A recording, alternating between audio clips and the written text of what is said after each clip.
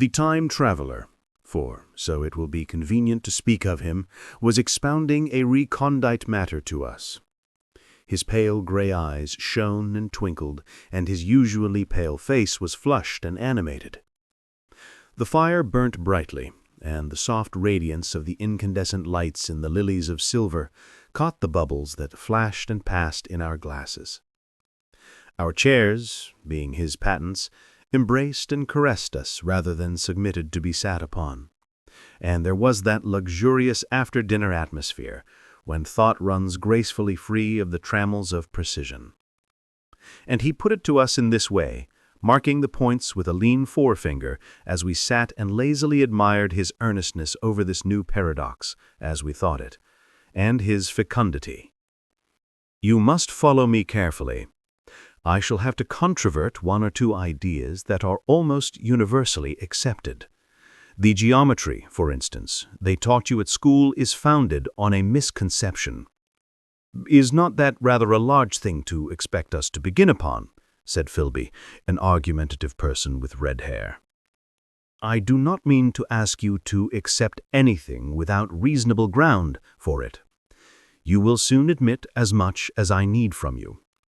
You know, of course, that a mathematical line, a line of thickness nil, has no real existence. They taught you that? Neither has a mathematical plane. These things are mere abstractions. That is all right, said the psychologist. Nor having only length, breadth, and thickness, can a cube have a real existence. There I object, said Philby. Of course, a solid body may exist. All real things. So most people think. But wait a moment. Can an instantaneous cube exist? Don't follow you, said Philby. Can a cube that does not last for any time at all have a real existence? Philby became pensive.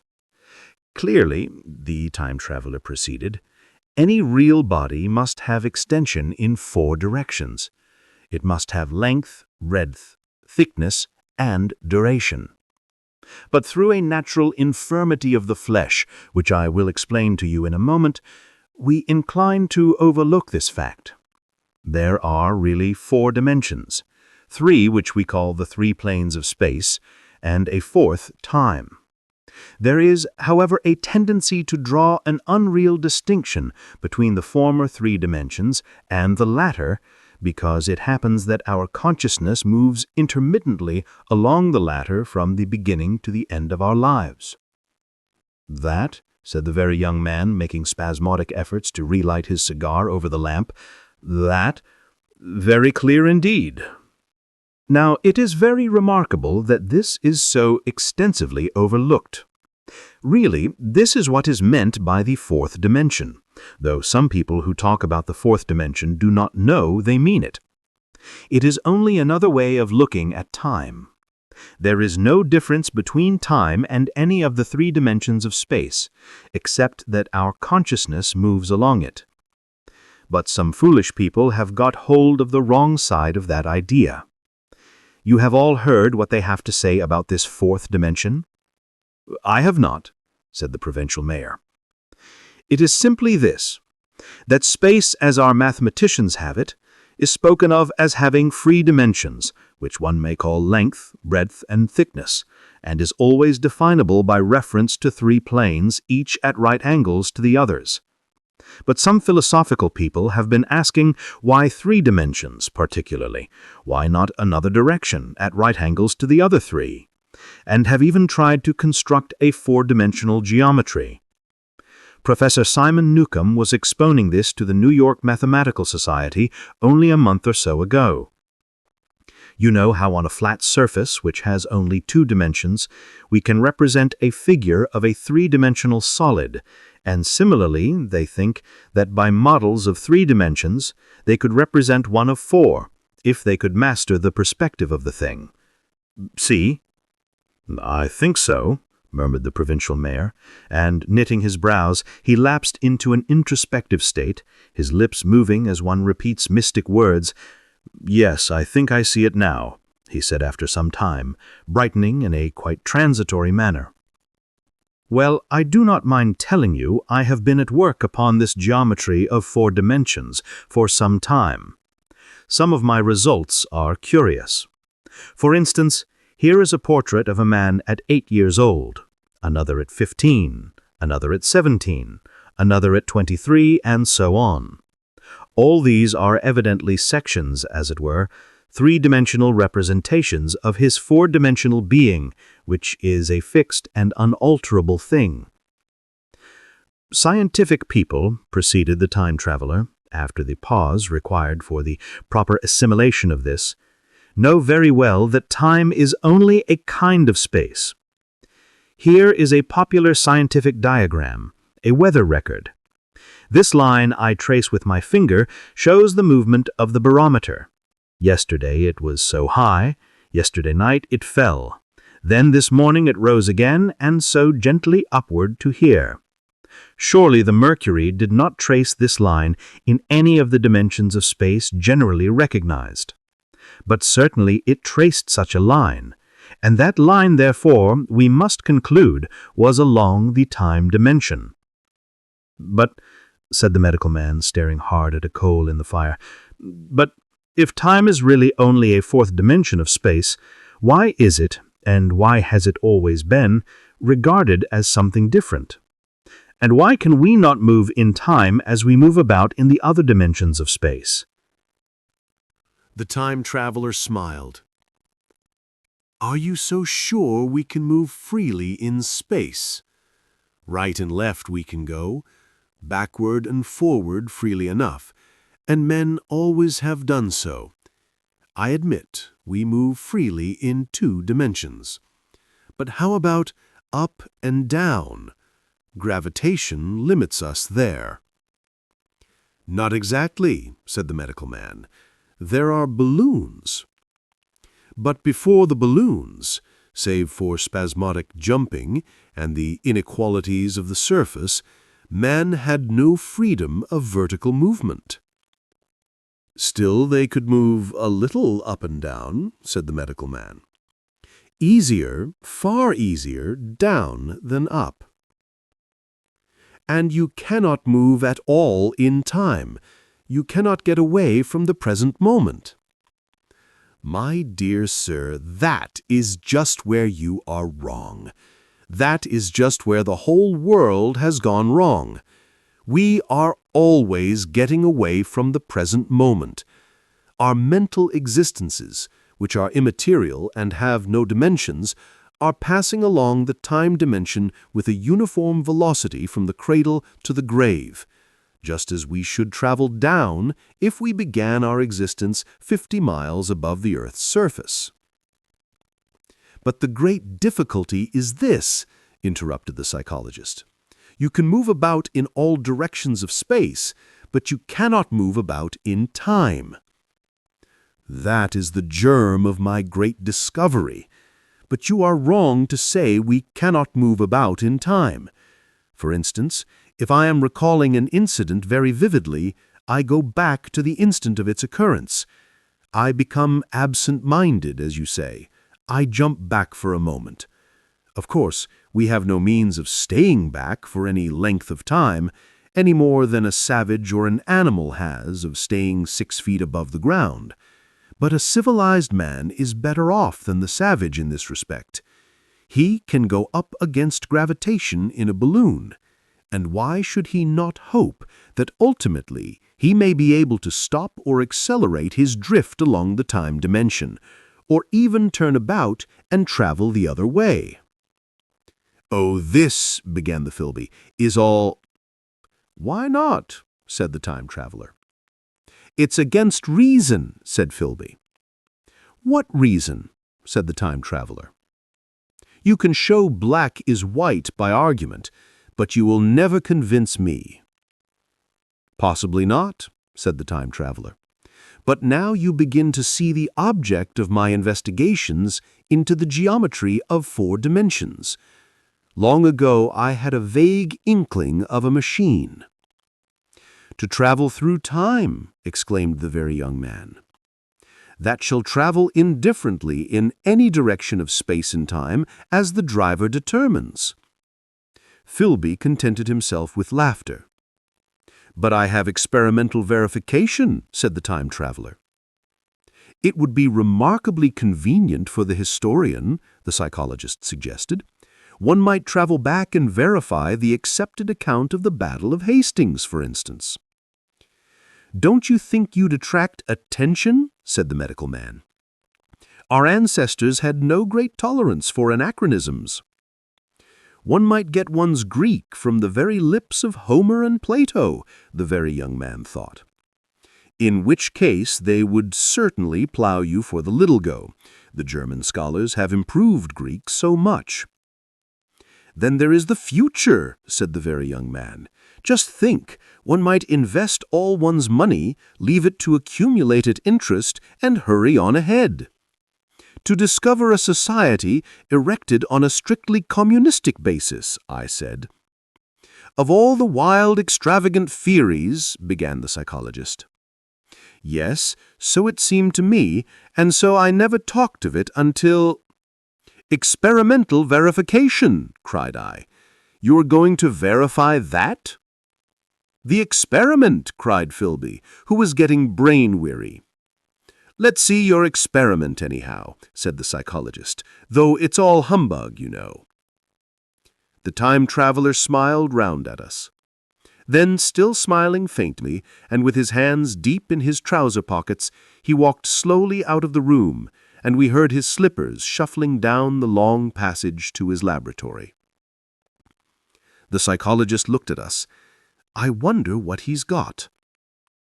"Some sleight-of-hand trick or other," said the medical man, and Philby tried to tell us about a conjurer he had seen at Burslem, but before he had finished his preface, the time traveler came back, and Philby's anecdote collapsed. The thing the time traveler held in his hand was a glittering metallic framework, scarcely larger than a small clock, and very delicately made. There was ivory in it, and some transparent crystalline substance. And now I must be explicit, for this that follows, unless his explanation is to be accepted, is an absolutely unaccountable thing. He took one of the small octagonal tables that were scattered about the room and set it in front of the fire with two legs on the hearthrug. On this table he placed the mechanism. Then he drew up a chair and sat down. The only other object on the table was a small shaded lamp, the bright light of which fell upon the model. There were also perhaps a dozen candles about, 2 in brass candlesticks on the mantel, and several in sconces, so that the room was brilliantly illuminated. I sat in a low armchair nearest the fire, and I drew this forward so as to be almost between the time traveler and the fireplace. Philby sat behind him, looking over his shoulder. The medical man watched him in profile from the right, the psychologist from the left.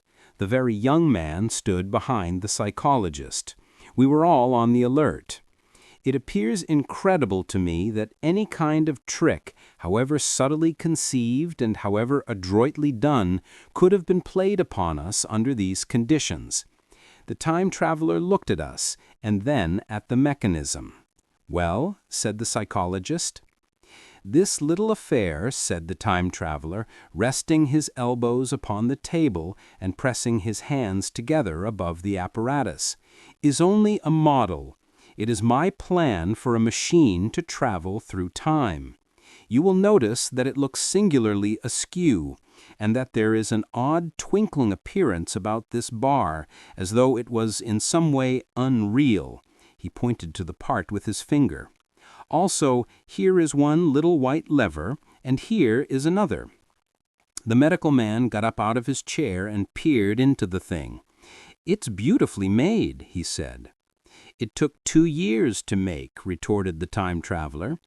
Then, when we had all imitated the action of the medical man, he said, "Now I want you to clearly understand that this lever being pressed over sends the machine gliding into the future, and this other reverses the motion. This saddle represents the seat of a time traveler. Presently, I am going to press the lever, and off the machine will go. It will vanish, pass into future time, and disappear. Have a good look at the thing. Look at the table, too, and satisfy yourselves there is no trickery. I don't want to waste this model and then be told I'm a quack." There was a minute's pause, perhaps. The psychologist seemed about to speak to me, but changed his mind. Then the time traveler put forth his finger toward the lever. "No," he said suddenly, "lend me your hand." And turning to the psychologist, he took that individual's hand in his own and told him to put out his forefinger. So that it was the psychologist himself who sent forth the model time machine on its interminable voyage. We all saw the lever turn. I am absolutely certain there was no trickery. There was a breath of wind, and the lamp flame jumped. One of the candles on the mantel was blown out, and the little machine suddenly swung around, became indistinct, was seen as a ghost for a second perhaps, as an eddy of faintly glittering brass and ivory, and it was gone, vanished. Save for the lamp, the table was bare. Everyone was silent for a minute. Then Philby said he was damned. The psychologist recovered from his stupor and suddenly looked under the table. At that the time traveler laughed cheerfully. "Well," he said with a reminiscence of the psychologist. Then getting up he went to the tobacco jar on the mantel and, with his back to us, began to fill his pipe. We stared at each other. "Look here," said the medical man. "Are you in earnest about this? Do you seriously believe that that machine has traveled into time?" "Certainly," said the time traveler, stooping to light a spill at the fire. Then he turned, lighting his pipe, to look at the psychologist's face. The psychologist, to show that he was not unhinged, helped himself to a cigar and tried to light it uncut. "What is more, I have a big machine nearly finished in there." He indicated the laboratory. "And when that is put together, I mean to have a journey on my own account." "You mean to say that that machine has traveled into the future?" said Philby. "Into the future or the past. I don't for certain know which." After an interval, the psychologist had an inspiration. "It must have gone into the past if it has gone anywhere," he said. "Why?" said the time traveler. "Because I presume that it has not moved in space, and if it traveled into the future, it would still be here all this time, since it must have traveled through this time." "But said I, if it traveled into the past, it would have been visible when we first came into this room, and last Thursday when we were here, and the Thursday before that, and so forth." "Serious objections," remarked the provincial mayor with an air of impartiality, turning towards the time traveler. "Not a bit," said the time traveler, and to the psychologist, "You think. You can explain that. It's presentation below the threshold, you know, diluted presentation." "Of course," said the psychologist, and reassured us. "That's a simple point of psychology. I should have thought of it. It's plain enough and helps the paradox delightfully. We cannot see it, nor can we appreciate this machine, any more than we can the spoke of a wheel spinning or a bullet flying through the air.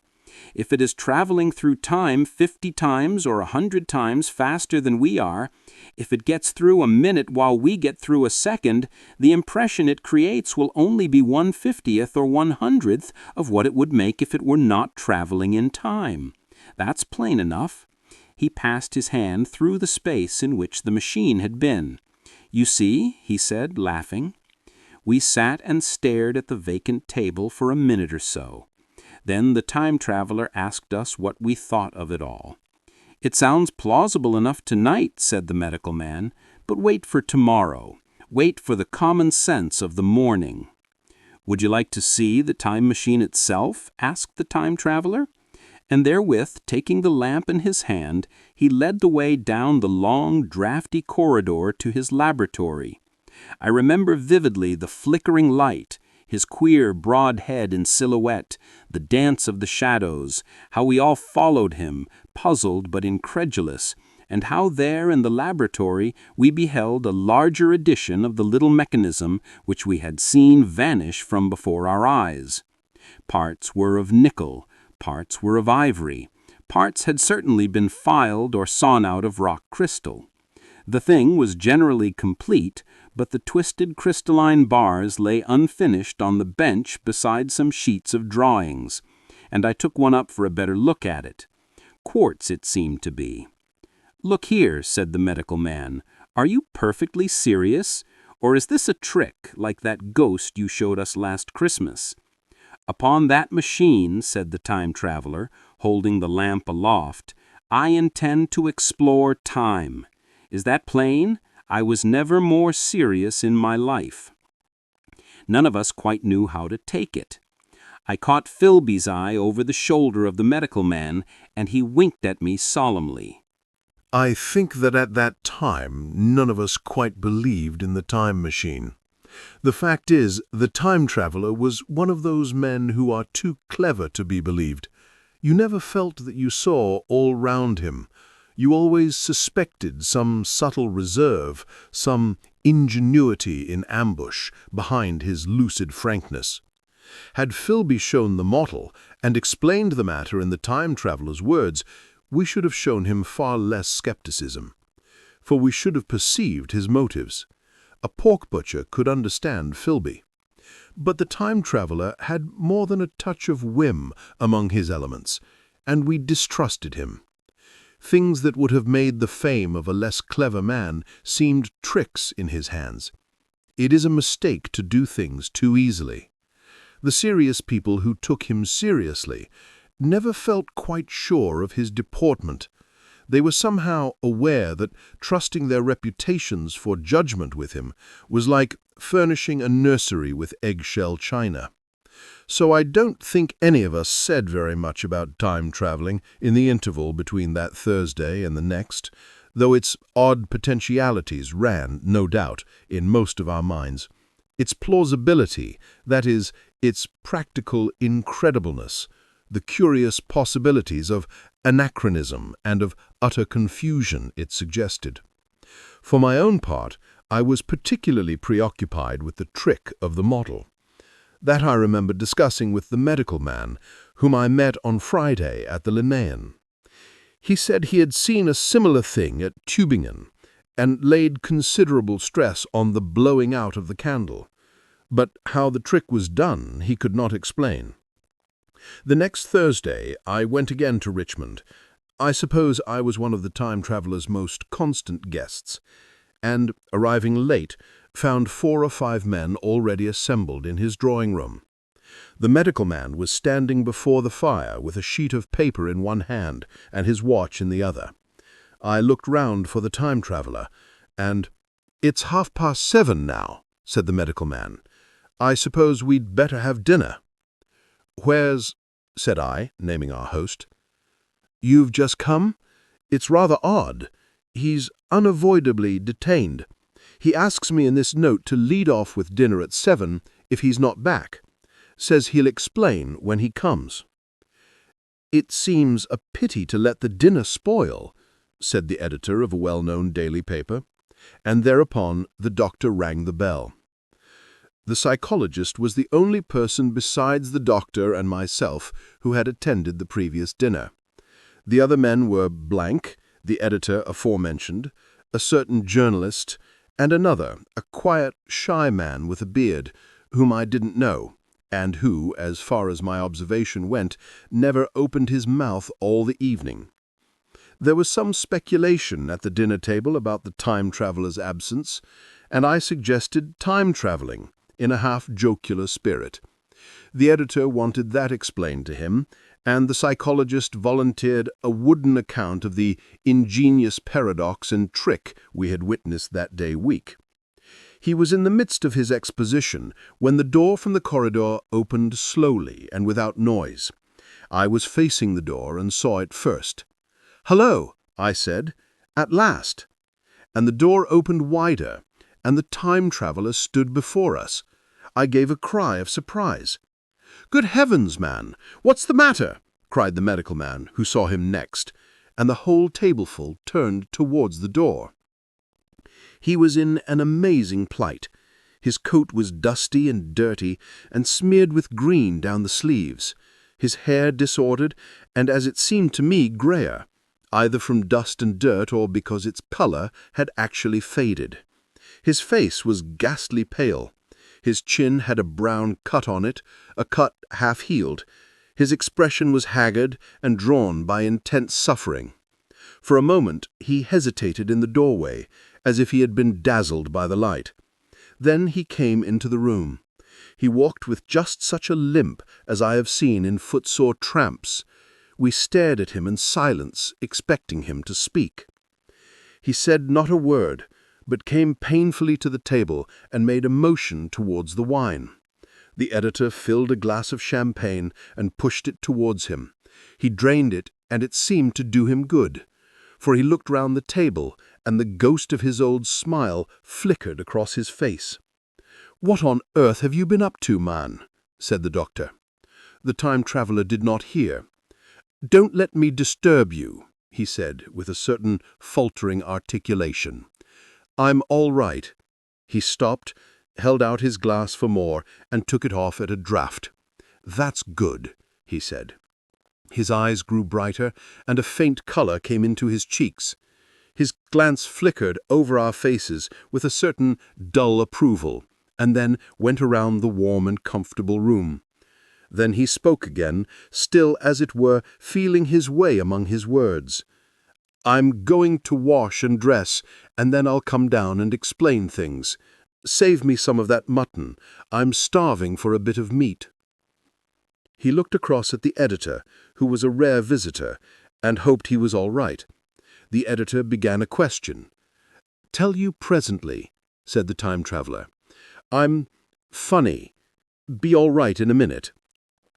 He put down his glass and walked towards the staircase door. Again I remarked his lameness and the soft patting sound of his footfall, and standing up in my place I saw his feet as he went out. He had nothing on them but a pair of tattered blood-stained socks. Then the door closed upon him. I had a half-mind to follow, till I remembered how he detested any fuss about himself. For a minute, perhaps, my mind was wool-gathering. Then, "Remarkable behaviour of an eminent scientist," I heard the editor say, thinking, after his wont, in headlines. And this brought my attention back to the bright dinner table. "What's the game?" said the journalist. "Has he been doing the amateur cadger? I don't follow." I met the eye of the psychologist and read my own interpretation in his face. I thought of the time-traveller limping painfully upstairs. I don't think anyone else had noticed his lameness. The first to recover completely from this surprise was the medical man, who rang the bell. The time-traveller hated to have servants waiting at dinner, for a hot plate. At that the editor turned to his knife and fork with a grunt, and the silent man followed suit. The dinner was resumed. Conversation was exclamatory for a little while, with gaps of wonderment, and then the editor got fervent in his curiosity. "Does our friend eke out his modest income with a crossing, or has he his Nebuchadnezzar phases?" he inquired. "I feel assured it's this business of the time machine," I said, and took up the psychologist's account of our previous meeting. The new guests were frankly incredulous. The editor raised objections. What was this time-traveling? A man couldn't cover himself with dust by rolling in a paradox, could he? And then, as the idea came home to him, he resorted to caricature. Hadn't they any clothes brushes in the future? The journalist, too, would not believe at any price, and joined the editor in the easy work of heaping ridicule on the whole thing. They were both the new kind of journalist, very joyous, irreverent young men. "Our special correspondent in the Day After Tomorrow reports," the journalist was saying, or rather shouting, when the time-traveller came back. He was dressed in ordinary evening clothes, and nothing save his haggard look remained of the change that had startled me. "I say," said the editor hilariously, These chaps here say you have been traveling into the middle of next week. Tell us all about little Rosebury, will you? What will you take for the lot?" The time traveler came to the place reserved for him without a word. He smiled quietly, in his old way. "Where's my mutton?" he said. "What a treat it is to stick a fork into meat again." "Story!" cried the editor. "Story be damned," said the time traveler. "I want something to eat. I won't say a word until I get some peptone in my arteries." "Thanks. And the salt." "One word," said I. "Have you been time traveling?" "Yes," said the time traveler with his mouth full, nodding his head. "I'd give a shilling a line for a verbatim note," said the editor. The time traveler pushed his glass towards the silent man and rang it with his fingernail, at which the silent man who had been staring at his face started convulsively and poured him wine. The rest of the dinner was uncomfortable. For my own part, sudden questions kept on rising to my lips, and I dare say it was the same with the others. The journalist tried to relieve the tension by telling anecdotes of Hetty Potter. The time traveler devoted his attention to his dinner and displayed the appetite of a tramp. The medical man smoked a cigarette and watched the time traveler through his eyelashes. The silent man seemed even more clumsy than usual and drank champagne with regularity and determination out of sheer nervousness. At last the time traveler pushed his plate away and looked around us. "I suppose I must apologize," he said. "I was simply starving. I'd had an amazing time." He reached out his hand for a cigar and cut the end. "But come into the smoking room. It's too long a story to tell over greasy plates," and ringing the bell in passing, he led the way into the adjoining room. "You have told blank and dash and shoes about the machine," he said to me, leaning back in his easy chair and naming the 3 new guests. "But the thing's a mere paradox," said the editor. "I can't argue tonight. I don't mind telling you the story, but I can't argue. I will," he went on, "tell you the story of what has happened to me if you like, but you must refrain from interruptions. I want to tell it. Badly. Most of it will sound like lying. So be it. It's true, every word of it, all the same. I was in my laboratory at 4 o'clock, and since then I've lived 8 days, such days as no human being ever lived before. I'm nearly worn out, but I shan't sleep until I've told this thing over to you. Then I shall go to bed. But no interruptions. Is it agreed?" "Agreed," said the editor, and the rest of us echoed, "Agreed." And with that the time traveler began his story as I have set it forth. He sat back in his chair at first and spoke like a weary man.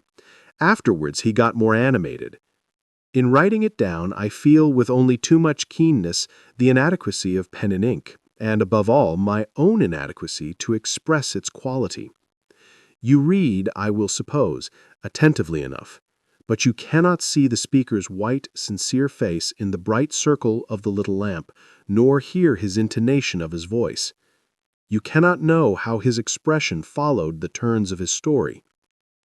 Most of us hearers were in shadow, for the candles in the smoking room had not been lighted, and only the face of the journalist and the legs of the silent man from the knees downward were illuminated.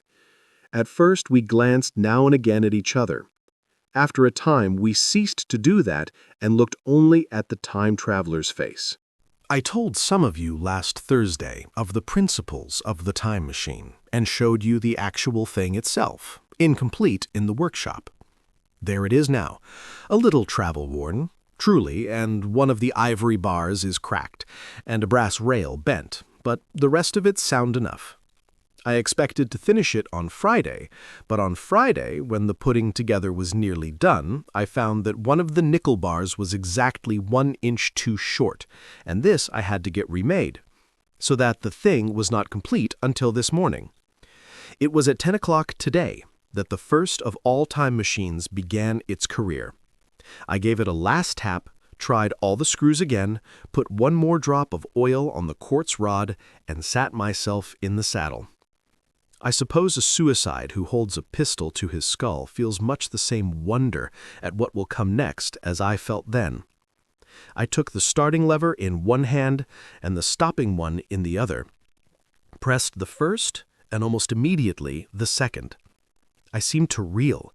I felt a nightmare sensation of falling, and looking round, I saw the laboratory exactly as before.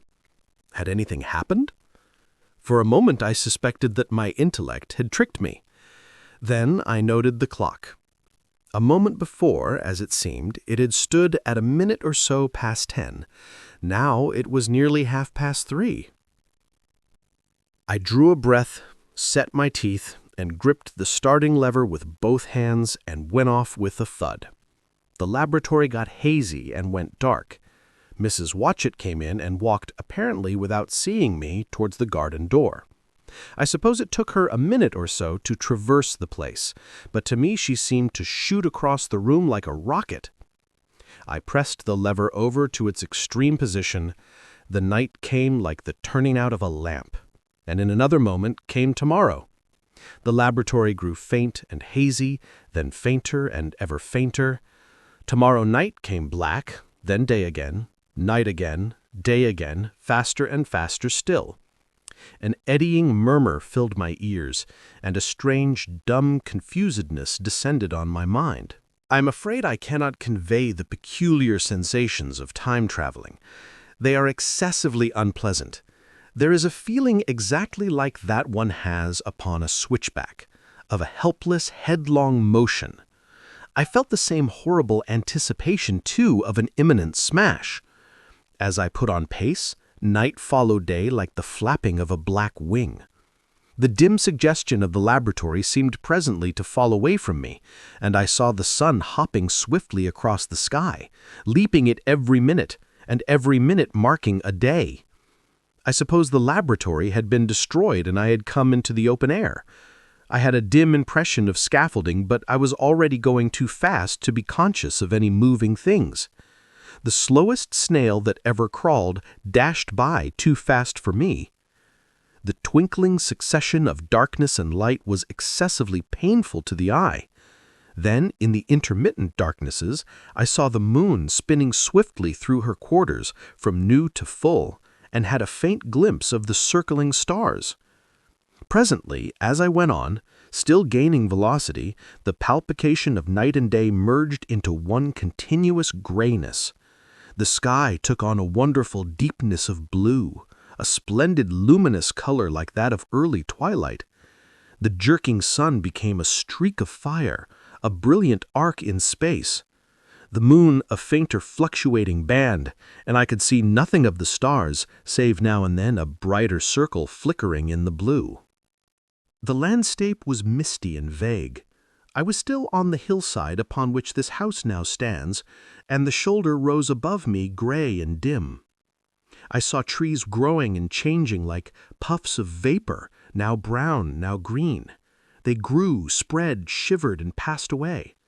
I saw huge buildings rise up faint and fair and pass like dreams. The whole surface of the earth seemed changed, melting and flowing under my eyes. The little hands on the dials that registered my speed raced faster and faster. Presently I noted that the sun belt swayed up and down from solstice to solstice in a minute or less, and that consequently my pace was over a year a minute. And minute by minute the white snow flashed across the world and vanished and was followed by the bright, brief green of spring. The unpleasant sensations of the start were less poignant now. They merged at last into a kind of hysterical exhilaration. I remarked indeed a clumsy swaying of the machine for which I was unable to account, but my mind was too confused to attend to it, so with a kind of madness growing up on me, I flung myself into futurity. At first I scarce thought of stopping, scarce thought of anything but these new sensations. But presently a fresh series of impressions grew up in my mind, a certain curiosity and therewith a certain dread, until at last they took complete possession of me. What strange developments of humanity, what wonderful advances upon our rudimentary civilization, I thought, might not appear when I came to look nearly into the dim, elusive world that raced and fluctuated before my eyes. I saw great and splendid architecture rising about me, more massive than any buildings of our time, and yet as it seemed built of glimmer and mist. I saw a richer green flow up the hillside and remain there without any wintry intermission. Even through the veil of my confusion, the earth seemed very fair, and so my mind came around to the business of stopping. The peculiar risk lay in the possibility of my finding some substance in the space which I or the machine occupied. So long as I traveled at a high velocity through time, this scarcely mattered. I was, so to speak, attenuated, was slipping like a vapor through the interstices of intervening substances. But to come to a stop involved the jamming of myself molecule by molecule into whatever lay in my way, meant bringing my atoms into such an intimate contact with those of the obstacle that a profound chemical reaction, possibly a far-reaching explosion, would result and blow myself and my apparatus out of all possible dimensions, into the unknown. This possibility had occurred to me again and again when I was making the machine, but then I had cheerfully accepted it as an unavoidable risk, one of the risks a man has got to take. Now the risk was inevitable. I no longer saw it in the same cheerful light.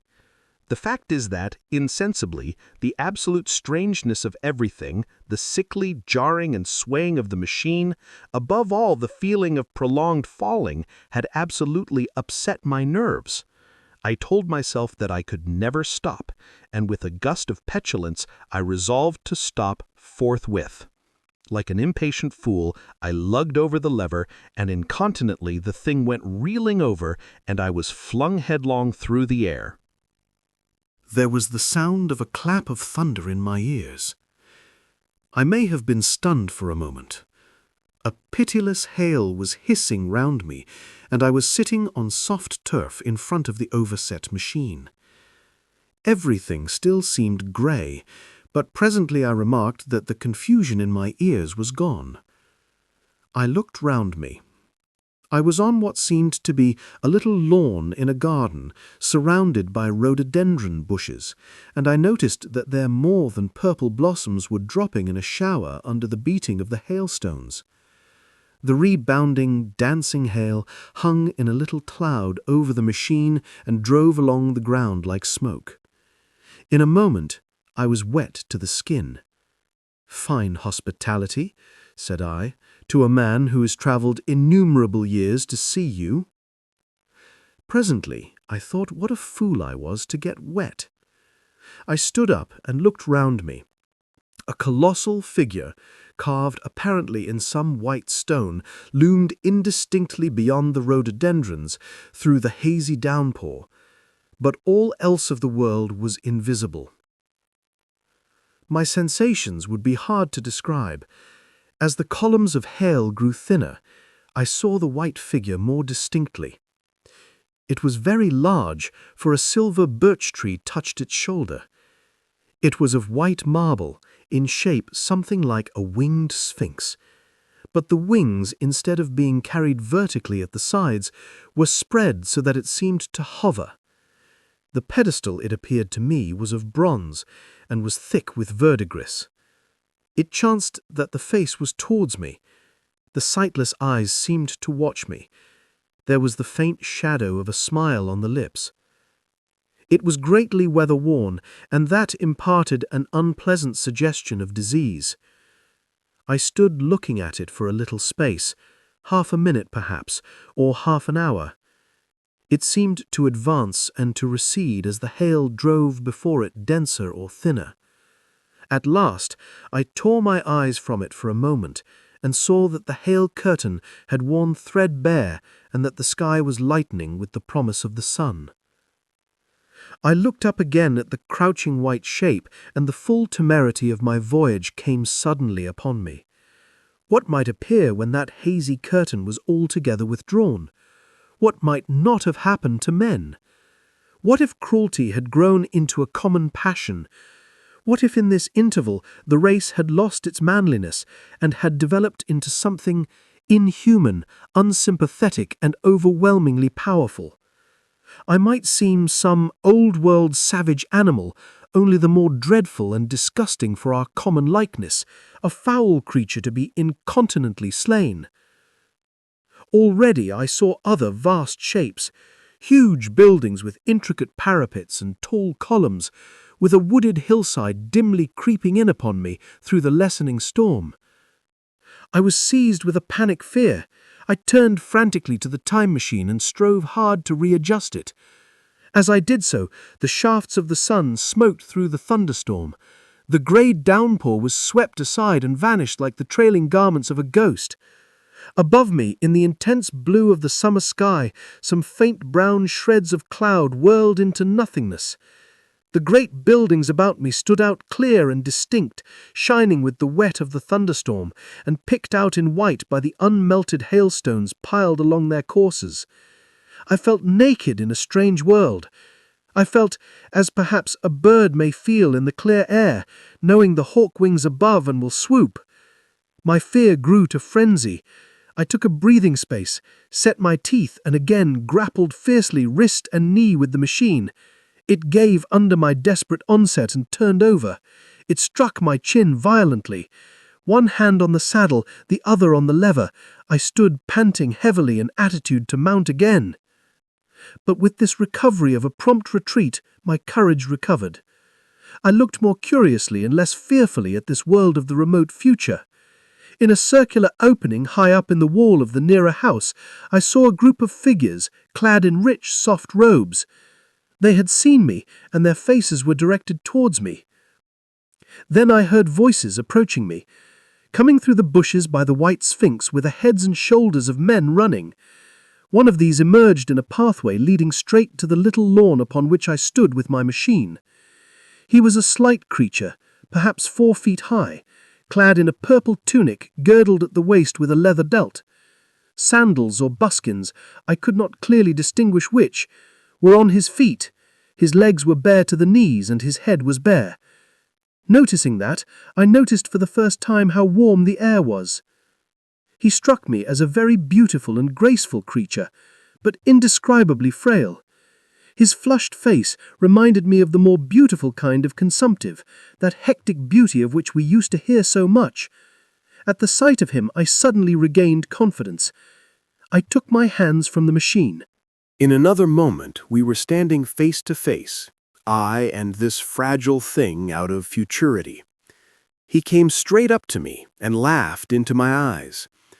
The absence from his bearing of any sign of fear struck me at once. Then he turned to the 2 others who were following him and spoke to them in a strange and very sweet and liquid tongue. There were others coming, and presently a little group of perhaps 8 or 10 of these exquisite creatures were about me. One of them addressed me. It came into my head, oddly enough, that my voice was too harsh and deep for them. So I shook my head, and pointing to my ears, shook it again. He came a step forward, hesitated, and then touched my hand. Then I felt other soft little tentacles upon my back and shoulders. They wanted to make sure I was real. There was nothing in this at all alarming. Indeed, there was something in these pretty little people that inspired confidence, a graceful gentleness, a certain childlike ease, and besides, they looked so frail that I could fancy myself flinging the whole dozen of them about like 9-pins. But I made a sudden motion to warn them when I saw their little pink hands feeling at the time machine. Happily then, when it was not too late, I thought of a danger I had hitherto forgotten, and reaching over the bars of the machine, I unscrewed the little levers that would set it in motion and put these in my pocket. Then I turned again to see what I could do in the way of communication. And then, looking more nearly into their features, I saw some further peculiarities in their Dresden china type of prettiness. Their hair, which was uniformly curly, came to a sharp end at the neck and cheek. There was not the faintest suggestion of it on the face. and their ears were singularly minute. The mouths were small, with bright red, rather thin lips, and the little chins ran to a point. The eyes were large and mild, and this may seem egotism on my part. I fancied even that there was a certain lack of the interest I might have expected in them. As they made no effort to communicate with me, but simply stood round me smiling and speaking in soft cooing notes to each other, I began the conversation. I pointed to the time machine and to myself. Then, hesitating for a moment how to express time, I pointed to the sun. At once, a quaintly pretty little figure in checkered purple and white followed my gesture, and then astonished me by imitating the sound of thunder. For a moment I was staggered, though the import of his gesture was plain enough. The question had come into my mind abruptly. Were these creatures fools? You may hardly understand how it took me. You see, I had always anticipated that the people of the year 802,000 odd would be incredibly in front of us in knowledge, art, everything. Then one of them suddenly asked me a question that showed him to be on the intellectual level of one of our 5-year-old children. Asked me, in fact, if I had come from the sun in a thunderstorm. It let loose the judgment I had suspended upon their clothes, their frail light limbs and fragile features. A flow of disappointment rushed across my mind. For a moment, I felt that I had built the time machine in vain. I nodded, pointed to the sun, and gave them such a vivid rendering of a thunderclap that startled them. They all withdrew a pace or so and bowed. Then came one laughing towards me, carrying a chain of beautiful flowers altogether new to me, and put it about my neck. The idea was received with melodious applause, and presently they were all running to and fro for flowers and laughingly flinging them upon me until I was almost smothered with blossom. You who have never seen the like can scarcely imagine how delicate and wonderful flowers countless years of culture had created. Then someone suggested that their plaything should be exhibited in the nearest building, and so I was led past the Sphinx of white marble, which seemed to watch me all the while with a smile at my astonishment, towards a vast gray edifice of fretted stone. As I went with them, the memory of my confident anticipations of a profoundly grave and intellectual posterity came with irresistible merriment to my mind. The building had a huge entry and was altogether of colossal dimensions. I was naturally most occupied with the growing crowd of little people and with the big open portals that yawned before me, shadowy and mysterious. My general impression of the world I saw over their heads was a tangled waste of beautiful bushes and flowers, a long-neglected and yet weedless garden. I saw a number of tall spikes of strange white flowers, measuring a foot perhaps across the spread of the waxen petals. They grew scattered, as if wild among the variegated shrubs, but, as I say, I did not examine them closely at this time. The time machine was left deserted on the turf among the rhododendrons. The arch of the doorway was richly carved, but naturally I did not observe the carving very narrowly, though I fancied I saw suggestions of old Phoenician decorations as I passed through, and it struck me that they were very badly broken and weather-worn. Several more brightly clad people met me in the doorway, and so we entered, I dressed in dingy 19th-century garments, looking grotesque enough, garlanded with flowers and surrounded by an eddying mass of bright, soft-colored robes and shining white limbs, in a melodious whirl of laughter and laughing speech. The big doorway opened into a proportionately great hall hung with brown. The roof was in shadow, and the windows, partially glazed with colored glass and partially unglazed, admitted a tempered light. The floor was made up of huge blocks of some very hard white metal, not plates nor slabs, blocks, and it was so much worn, as I judged by the going to and fro of past generations, as to be deeply channeled along the more frequented ways. Transverse to the length were innumerable tables, made of slabs of polished stone, raised perhaps a foot from the floor, and upon these were heaps of fruits. Some I recognized as a kind of hypertrophied raspberry and orange, but for the most part they were strange. Between the tables were scattered a great number of cushions. Upon these my conductors seated themselves, signing for me to do likewise.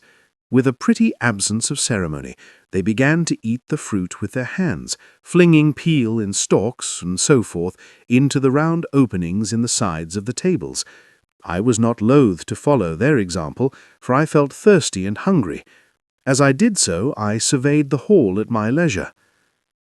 And perhaps the thing that struck me most was its dilapidated look. The stained glass windows, which displayed only a geometrical pattern, were broken in many places, and the curtains that hung across the lower end were thick with dust. And it caught my eye that the corner of the marble table near me was fractured. Nevertheless, the general effect was extremely rich and picturesque. There were perhaps a couple of 100 people dining in the hall, and most of them, seated as near to me as they could come, were watching me with interest, their little eyes shining over the fruit they were eating. All were clad in the same soft and yet strong, silky material. Fruit, by the by, was all their diet. These people of the remote future were strict vegetarians, and while I was with them, in spite of some carnal cravings, I had to be frugivorous also. Indeed, I found afterwards that horses, cattle, sheep, dogs had followed the ichthyosaurus into extinction. But the fruits were very delightful. One in particular that seemed to be in season all the time I was there, a flowery thing in a 3-sided husk, was especially good, and I made it my staple. At first I was puzzled by all these strange fruits and by the strange flowers I saw, but later I began to perceive their import. However, I am telling you of my fruit dinner in the distant future bow. So soon as my appetite was a little checked, I determined to make a resolute attempt to learn the speech of these new men of mine. Clearly that was the next thing to do. The fruits seemed a convenient thing to begin upon, and holding one of these up, I began a series of interrogative sounds and gestures. I had some considerable difficulty in conveying my meaning. At first my efforts met with a stare of surprise or inextinguishable laughter, but presently a fair-haired creature seemed to grasp my intention and repeated a name. They had to chatter and explain the business at great length to each other, and my first attempts to make the exquisite little sounds of their language caused an immense amount of genuine, if uncivil, amusement. However, I felt like a schoolmaster amidst children and persisted, and presently I had a score of noun substantives at least at my command, and then I got to demonstrative pronouns and even the verb to eat. But it was slow work, and the little people soon tired and wanted to get away from my interrogations, so I determined, rather of necessity, to let them give their lessons in little doses when they felt inclined, and very little doses I found they were before long, for I never met people more indolent or more easily fatigued. A queer thing I soon discovered about my little hosts, and that was their lack of interest. They would come to me with eager cries of astonishment, like children, but like children, they would soon stop examining me and wander away after some other toy. The dinner and my conversational beginnings ended, I noted for the first time that almost all those who had surrounded me at first were gone. It is odd, too, how speedily I came to disregard these little people. I went out through the portal into the sunlit world again as soon as my hunger was satisfied.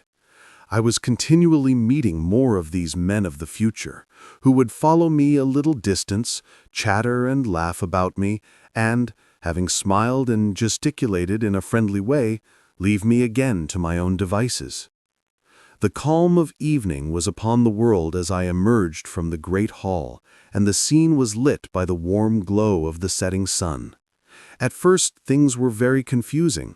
Everything was so entirely different from the world I had known, even the flowers.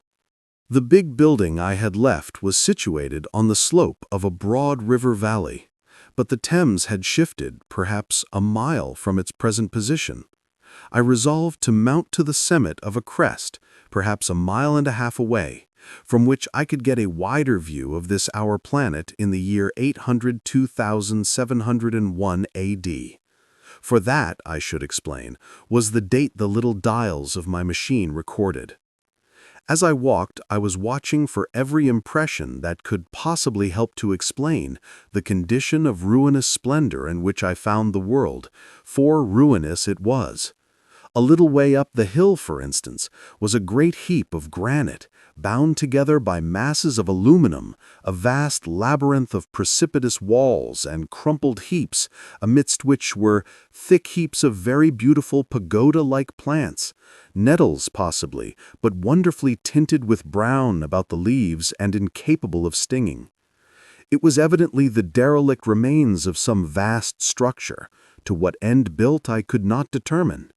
It was here that I was destined, at a later date, to have a very strange experience, the intimation of a still stranger discovery, but of that I will speak in its proper place. Looking round with a sudden thought from a terrace on which I rested for a while, I realized that there were no small houses to be seen.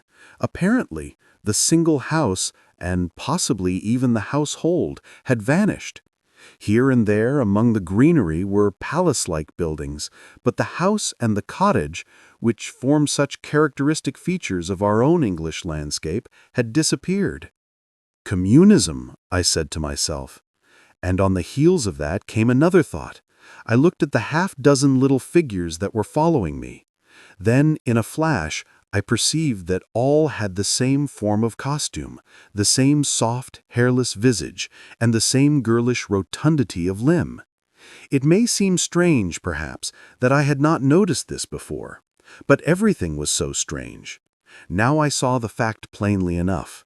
In costume and in all the differences of texture and bearing that now mark off the sexes from each other, these people of the future were alike. And the children seemed, to my eyes, to be but the miniatures of their parents. I judged then that the children of that time were extremely precocious, physically at least, and I found afterwards abundant verification of my opinion. Seeing the ease and security in which these people were living, I felt that this close resemblance of the sexes was after all what one would expect. For the strength of a man and the softness of a woman, the institution of the family, and the differentiation of occupations are mere militant necessities of an age of physical force. Where population is balanced and abundant, much childbearing becomes an evil rather than a blessing to the state. Where violence comes but rarely, and offspring are secure, there is less necessity, indeed, there is no necessity for an efficient family, and the specialization of the sexes with reference to their children's needs disappears. We see some beginnings of this even in our own time, and in this future age it was complete. This, I must remind you, was my speculation at the time. Later, I was to appreciate how far it fell short of the reality. While I was musing upon these things, my attention was attracted by a pretty little structure, like a well under a cupola. I thought in a transitory way of the oddness of wells still existing, and then resumed the thread of my speculations. There were no large buildings towards the top of the hill, and as my walking powers were evidently miraculous, I was presently left alone for the first time. With a strange sense of freedom and adventure, I pushed on up to the crest. There I found a seat of some yellow metal that I did not recognize, corroded in places with a kind of pinkish rust and half smothered in soft moss, the armrests cast and filed into the resemblance of griffins' heads. I sat down on it, and I surveyed the broad view of our old world under the sunset of that long day. It was as sweet and fair a view as I have ever seen. The sun had already gone below the horizon, and the west was flaming gold, touched with some horizontal bars of purple and crimson. Below was the valley of the Thames, in which the river lay like a band of burnished steel. I have already spoken of the great palaces dotted about among the variegated greenery, some in ruins and some still occupied. Here and there rose a white or silvery figure in the waste garden of the earth. Here and there came the sharp vertical line of some cupola or obelisk. There were no hedges, no signs of proprietary rights, no evidences of agriculture. The whole earth had become a garden. So watching, I began to put my interpretation upon the things I had seen, and as it shaped itself to me that evening, my interpretation was something in this way. Afterwards I found I had got only a half-truth, or only a glimpse of a facet of the truth. It seemed to me that I had happened upon humanity upon the wane. The ruddy sunset set me thinking of the sunset of mankind. For the first time, I began to realize an odd consequence of the social effort in which we are at present engaged. And yet, come to think, it is a logical consequence enough. Strength is the outcome of need. Security sets a premium on feebleness. The work of ameliorating the conditions of life, the true civilizing process that makes life more and more secure, had gone steadily on to a climax. One triumph of a united humanity over nature had followed another. Things that are now mere dreams had become projects deliberately put in hand and carried forward. And the harvest was what I saw. After all, the sanitation and agriculture of today are still in the rudimentary stage. Our science of our time has attacked but a little department of the field of human disease, but even so, it spreads its operations very steadily and persistently. Our agriculture and horticulture destroy a weed just here and there, and cultivate perhaps a score or so of wholesome plants, leaving the greater number to fight out a balance as they can. We improve our favorite plants and animals, and how few they are. Gradually by selective breeding, now a new and better peach, now a seedless grape, now a sweeter and larger flower, now a more convenient breed of cattle, we improve them gradually, because our ideals are vague and tentative, and our knowledge is very limited, because nature too is shy and slow in our clumsy hands. Someday all this will be better organized and still better. That is the drift of the current in spite of the eddies. The whole world will be intelligent, educated, and cooperating. Things will move faster and faster towards the subjugation of nature.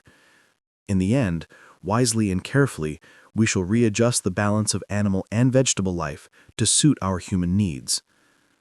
This adjustment, I say, must have been done, and done well, done indeed for all time, in the space of time across which my machine had leapt.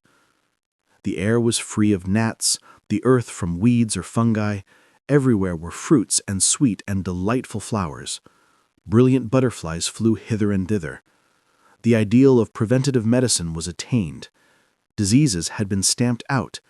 I saw no evidence of any contagious diseases during all my stay, and I shall have to tell you later that even the processes of putrefaction and decay had been profoundly affected by these changes. Social triumphs, too, had been affected. I saw mankind housed in splendid shelters, gloriously clothed, and as yet I had found them engaged in no toil. There were no signs of struggle, neither social nor economical struggle. The shop, the advertisement, traffic, all that commerce which constitutes the body of our world, was gone. It was natural on that golden evening that I should jump at the idea of a social paradise. The difficulty of increasing population had been met, I guessed, and population had ceased to increase. But with this change in condition comes inevitably adaptation to the change. What, unless biological science is a mass of errors, is the cause of human intelligence and vigor? Hardship and freedom. Conditions under which the active, strong, and subtle survive, and the weaker go to the wall. Conditions that put a premium on the loyal alliance of capable men, on self-restraint, patience, and decision. And the institution of the family, and the emotions that arise therein, the fierce jealousy, the tenderness for offspring, parental self-devotion, all found their justification and support in the imminent dangers of the young. Now, where are these imminent dangers? There is a sentiment arising, and it will grow, against conjugal jealousy, against fierce maternity, against passion of all sorts, unnecessary things now, and things that make us uncomfortable, savage survivals, discords in a refined and pleasant life. I thought of the physical slightness of the people, their lack of intelligence, and those big, abundant ruins, and it strengthened my belief in a perfect conquest of nature. For after the battle comes quiet. Humanity had been strong, energetic, and intelligent, and used all its abundant vitality to alter the conditions under which it lived. And now came the reaction of the altered conditions. Under the new conditions of perfect comfort and security, that restless energy, that with us is strength, would become weakness. Even in our own time, certain tendencies and desires once necessary to survival are a constant source of failure. Physical courage and the love of battle, for instance, are no great help, may even be hindrances to a civilized man. And in a state of physical balance and security, power, intellectual as well as physical, would be out of place. For countless years, I judged, there had been no danger of war or solitary violence, no danger from wild beasts, no wasting disease to require strength of constitution, no need of toil. For such a life, what we should call the weak are as well equipped as the strong, are indeed no longer weak. Better equipped indeed they are, for the strong would be fretted by an energy for which there was no outlet. No doubt the exquisite beauty of the buildings I saw was the outcome of the last surgings of the now purposeless energy of mankind before it settled down in perfect harmony with the conditions under which it lived. The flourish of that triumph which began the last great peace. This has ever been the fate of energy and security. It takes to art and to eroticism, and then come languor and decay. Even this artistic impetus would at last die away, had almost died away in the time I saw. To adorn themselves with flowers, to dance, to sing in the sunlight, so much was left of the artistic spirit and no more. Even that would fade in the end into a contented inactivity. We are kept keen on the grindstone of pain and necessity, and it seemed to me that here was that hateful grindstone broken at last. As I stood there in the gathering dark, I thought that in this simple explanation I had mastered the problem of the world, mastered the whole secret of these delicious people. Possibly the checks they had devised for the increase of population had succeeded too well, and their numbers had rather diminished than kept stationary. That would account for the abandoned ruins. Very simple was my explanation, and plausible enough, as most wrong theories are. As I stood there musing over this too perfect triumph of man, the full moon, yellow and gibbous, came up out of an overflow of silver light in the northeast. The bright little figures ceased to move about below. A noiseless owl flitted by, and I shivered with the chill of the night. I determined to descend and find where I could sleep. I looked for the building I knew, then my eye traveled along to the figure of the white sphinx upon the pedestal of bronze, growing distinct as the light of the rising moon grew brighter. I could see the silver birch against it. There was the tangle of rhododendron bushes, black in the pale light, and there was the little lawn. I looked at the lawn again. A queer doubt chilled my complacency. No, said I stoutly to myself, that was not the lawn. But it was the lawn. For the white leprous face of the Sphinx was towards it. Can you imagine what I felt as this conviction came home to me? But you cannot. The time machine was gone. At once, like a lash across the face, came the possibility of losing my own age, of being left helpless in this strange new world. The bare thought of it was an actual physical sensation. I could feel it grip me at the throat and stop my breathing. In another moment I was in a passion of fear and running with great leaping strides down the slope. Once I fell headlong and cut my face. I lost no time in stanching the blood, but jumped up and ran on with a warm trickle down my cheek and chin. All the time I ran, I was saying to myself, they have moved it a little, pushed it under the bushes, out of the way. Nevertheless, I ran with all my might. All the time, with the certainty that sometimes comes with excessive dread, I knew that such assurance was folly, knew instinctively that the machine was removed out of my reach. My breath came with pain. I suppose I covered the whole distance from the hill crest to the little lawn, 2 miles perhaps, in 10 minutes. And I'm not a young man. I cursed aloud as I ran at my confident folly in leaving the machine, wasting good breath thereby. I cried aloud, and none answered. Not a creature seemed to be stirring in that moonlit world. When I reached the lawn, my worst fears were realized. Not a trace of the thing was to be seen. I felt faint and cold when I faced the empty space among the black tangle of bushes. I ran round it furiously as if the thing might be hidden in a corner, and then stopped abruptly with my hands clutching my hair. Above me towered the Sphinx upon the bronze pedestal, white, shining, leprous in the light of the rising moon.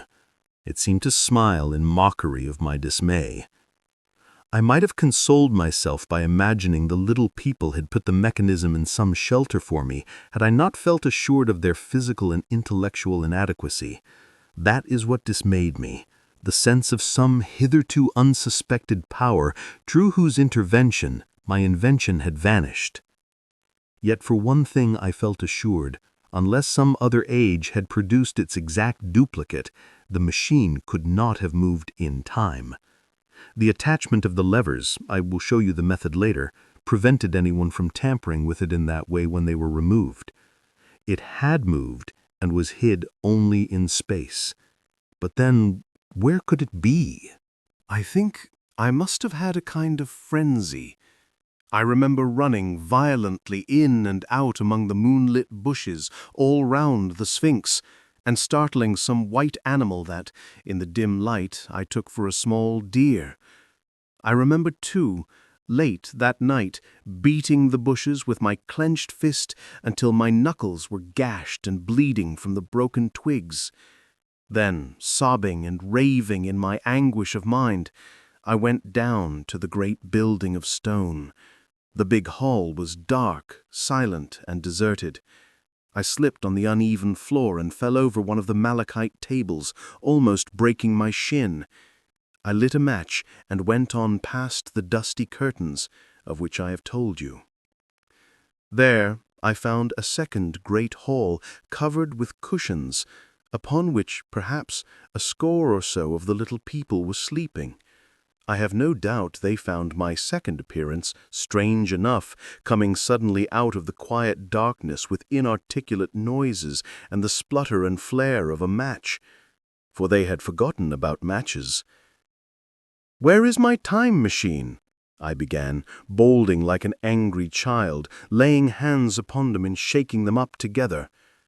It must have been very queer to them. Some laughed, most of them looked sorely frightened. When I saw them standing round me, it came into my head that I was doing as foolish a thing as it was possible for me to do under the circumstances, in trying to revive the sensation of fear. For, reasoning from their daylight behavior, I thought that fear must be forgotten. Abruptly, I dashed down the match, and knocking one of the people over in my course, went blundering across the big dining hall again, out under the moonlight. I heard cries of terror, and their little feet running and stumbling this way and that. I do not remember all I did as the moon crept up the sky. I suppose it was the unexpected nature of my loss that maddened me. I felt hopelessly cut off from my own kind, a strange animal in an unknown world. I must have raved to and fro, screaming and crying upon God and fate. I have a memory of horrible fatigue as the long night of despair wore away, of looking in this impossible place and that, of groping among moonlit ruins and touching strange creatures in the black shadows, at last of lying on the ground near the Sphinx and weeping with absolute wretchedness, even anger at the folly of leaving the machine having leaked away with my strength. I had nothing left but misery. Then I slept, and when I woke again it was full day, and a couple of sparrows were hopping round me on the turf within reach of my arm. I sat up in the freshness of the morning, trying to remember how I had got there and why I had such a profound sense of desertion and despair. Then things came clear in my mind. With the plain, reasonable daylight, I could look my circumstances fairly in the face. I saw the wild folly of my frenzy overnight, and I could reason with myself. Suppose the worst, I said. Suppose the machine altogether lost, perhaps destroyed. It behooves me to be calm and patient, find the way of the people, get a clear idea of the method of my loss and the means of getting materials and tools, so that in the end, perhaps, I may make another. That would be my only hope, a poor hope, perhaps, but better than despair. And after all, it was a beautiful and curious world. But probably the machine had only been taken away. Still, I must be calm and patient, find its hiding place, and recover it by force or cunning. And with that I scrambled to my feet and looked about me, wondering where I could bathe. I felt weary, stiff, and travel-soiled. The freshness of the morning made me desire an equal freshness. I had exhausted my emotion. Indeed, as I went about my business, I found myself wondering at my intense excitement overnight. I made a careful examination of the ground about the little lawn. I wasted some time in futile questionings, conveyed as well as I was able to such of the little people as came by. They all failed to understand my gestures. Some were simply stolid, some thought it was a jest and laughed at me. I had the hardest task in the world to keep my hands off their pretty laughing faces. It was a foolish impulse, but the devil begotten of fear and blind anger was ill-curbed and still eager to take advantage of my perplexity. The turf gave better counsel. I found a groove ripped in it about midway between the pedestal of the Sphinx and the marks of my feet where, on arrival, I had struggled with the overturned machine. There were other signs of removal about, with queer, narrow footprints, like those I could imagine made by a sloth. This directed my closer attention to the pedestal. It was, as I think I have said, of bronze. It was not a mere block, but highly decorated with deep-framed panels on either side. I went and rapped at these. The pedestal was hollow. Examining the panels with care, I found them discontinuous with the frames. There were no handles or keyholes, but possibly the panels, if they were doors as I supposed, opened from within. One thing was clear enough in my mind. It took no great mental effort to infer that my time machine was inside that pedestal. But how it got there was a different problem. I saw the heads of 2 orange-clad people coming through the bushes and under some blossom-covered apple trees towards me. I turned smiling to them and beckoned them to me. They came, and then, pointing to the bronze pedestal, I tried to intimate my wish to open it. But at my first gesture towards this, they behaved very oddly.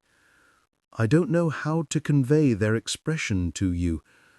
Suppose you were to use a grossly improper gesture to a delicate-minded woman. It is how she would look. They went off as if they had received the last possible insult. I tried a sweet-looking little chap in white next, with exactly the same result. Somehow his manner made me feel ashamed of myself. But as you know, I wanted the time machine, and I tried him once more.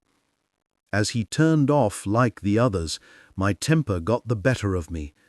In 3 strides I was after him, had him by the loose part of his robe round the neck, and began dragging him towards the Sphinx. Then I saw the horror and repugnance of his face, and all of a sudden I let him go. But I was not beaten yet. I banged with my fist at the bronze panels. I thought I heard something stir inside. To be explicit, I thought I heard a sound like a chuckle, but I must have been mistaken. Then I got a big pebble from the river and came and hammered till I had flattened a coil in the decorations, and the verdigris came off in powdery flakes. The delicate little people must have heard me hammering in gusty outbreaks a mile away on either hand, but nothing came of it. I saw a crowd of them upon the slopes, looking furtively at me. At last, hot and tired, I sat down to watch the place. But I was too restless to watch long. I am too occidental for a long vigil. I could work at a problem for years, but to wait inactive for 24 hours, that is another matter. I got up after a time and began walking aimlessly through the bushes towards the hill again. "Patience," said I to myself. "If you want your machine again, you must leave that Sphinx alone. If they mean to take your machine away, it's little good your wrecking their bronze panels, and if they don't, you will get it back as soon as you can ask for it. To sit among all those unknown things before a puzzle like that is hopeless. That way lies monomania. Face this world. Learn its ways. Watch it. Be careful of too hasty guesses at its meaning. In the end, you will find clues to it all." Then suddenly the humor of the situation came into my mind. The thought of the years I had spent in study and toil to get into the future age, and now my passion of anxiety to get out of it. I had made myself the most complicated and the most hopeless trap that ever a man devised. Although it was at my own expense, I could not help myself. I laughed aloud. Going through the big palace, it seemed to me that the little people avoided me. It may have been my fancy, or it may have had something to do with my hammering at the gates of bronze. Yet I felt tolerably sure of their avoidance. I was careful, however, to show no concern and to abstain from any pursuit of them, and in the course of a day or two things got back to the old footing. I made what progress I could in the language, and in addition I pushed my explorations here and there. Either I missed some subtle point, or their language was excessively simple, almost exclusively composed of concrete substantives and verbs. There seemed to be few, if any, abstract terms, or little use of figurative language.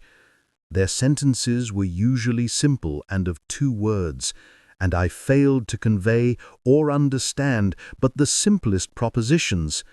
I determined to put the thought of my time machine and the mystery of the bronze doors under the Sphinx as much as possible in a corner of memory, until my growing knowledge would lead me back to them in a natural way. Yet a certain feeling, you may understand, tethered me in a circle of a few miles round the point of my arrival. So far as I could see, all the world displayed the same exuberant richness as the Thames Valley. From every hill I climbed, I saw the same abundance of splendid buildings, endlessly varied in material and style, the same clustering thickets of evergreens, the same blossom-laden trees and tree ferns.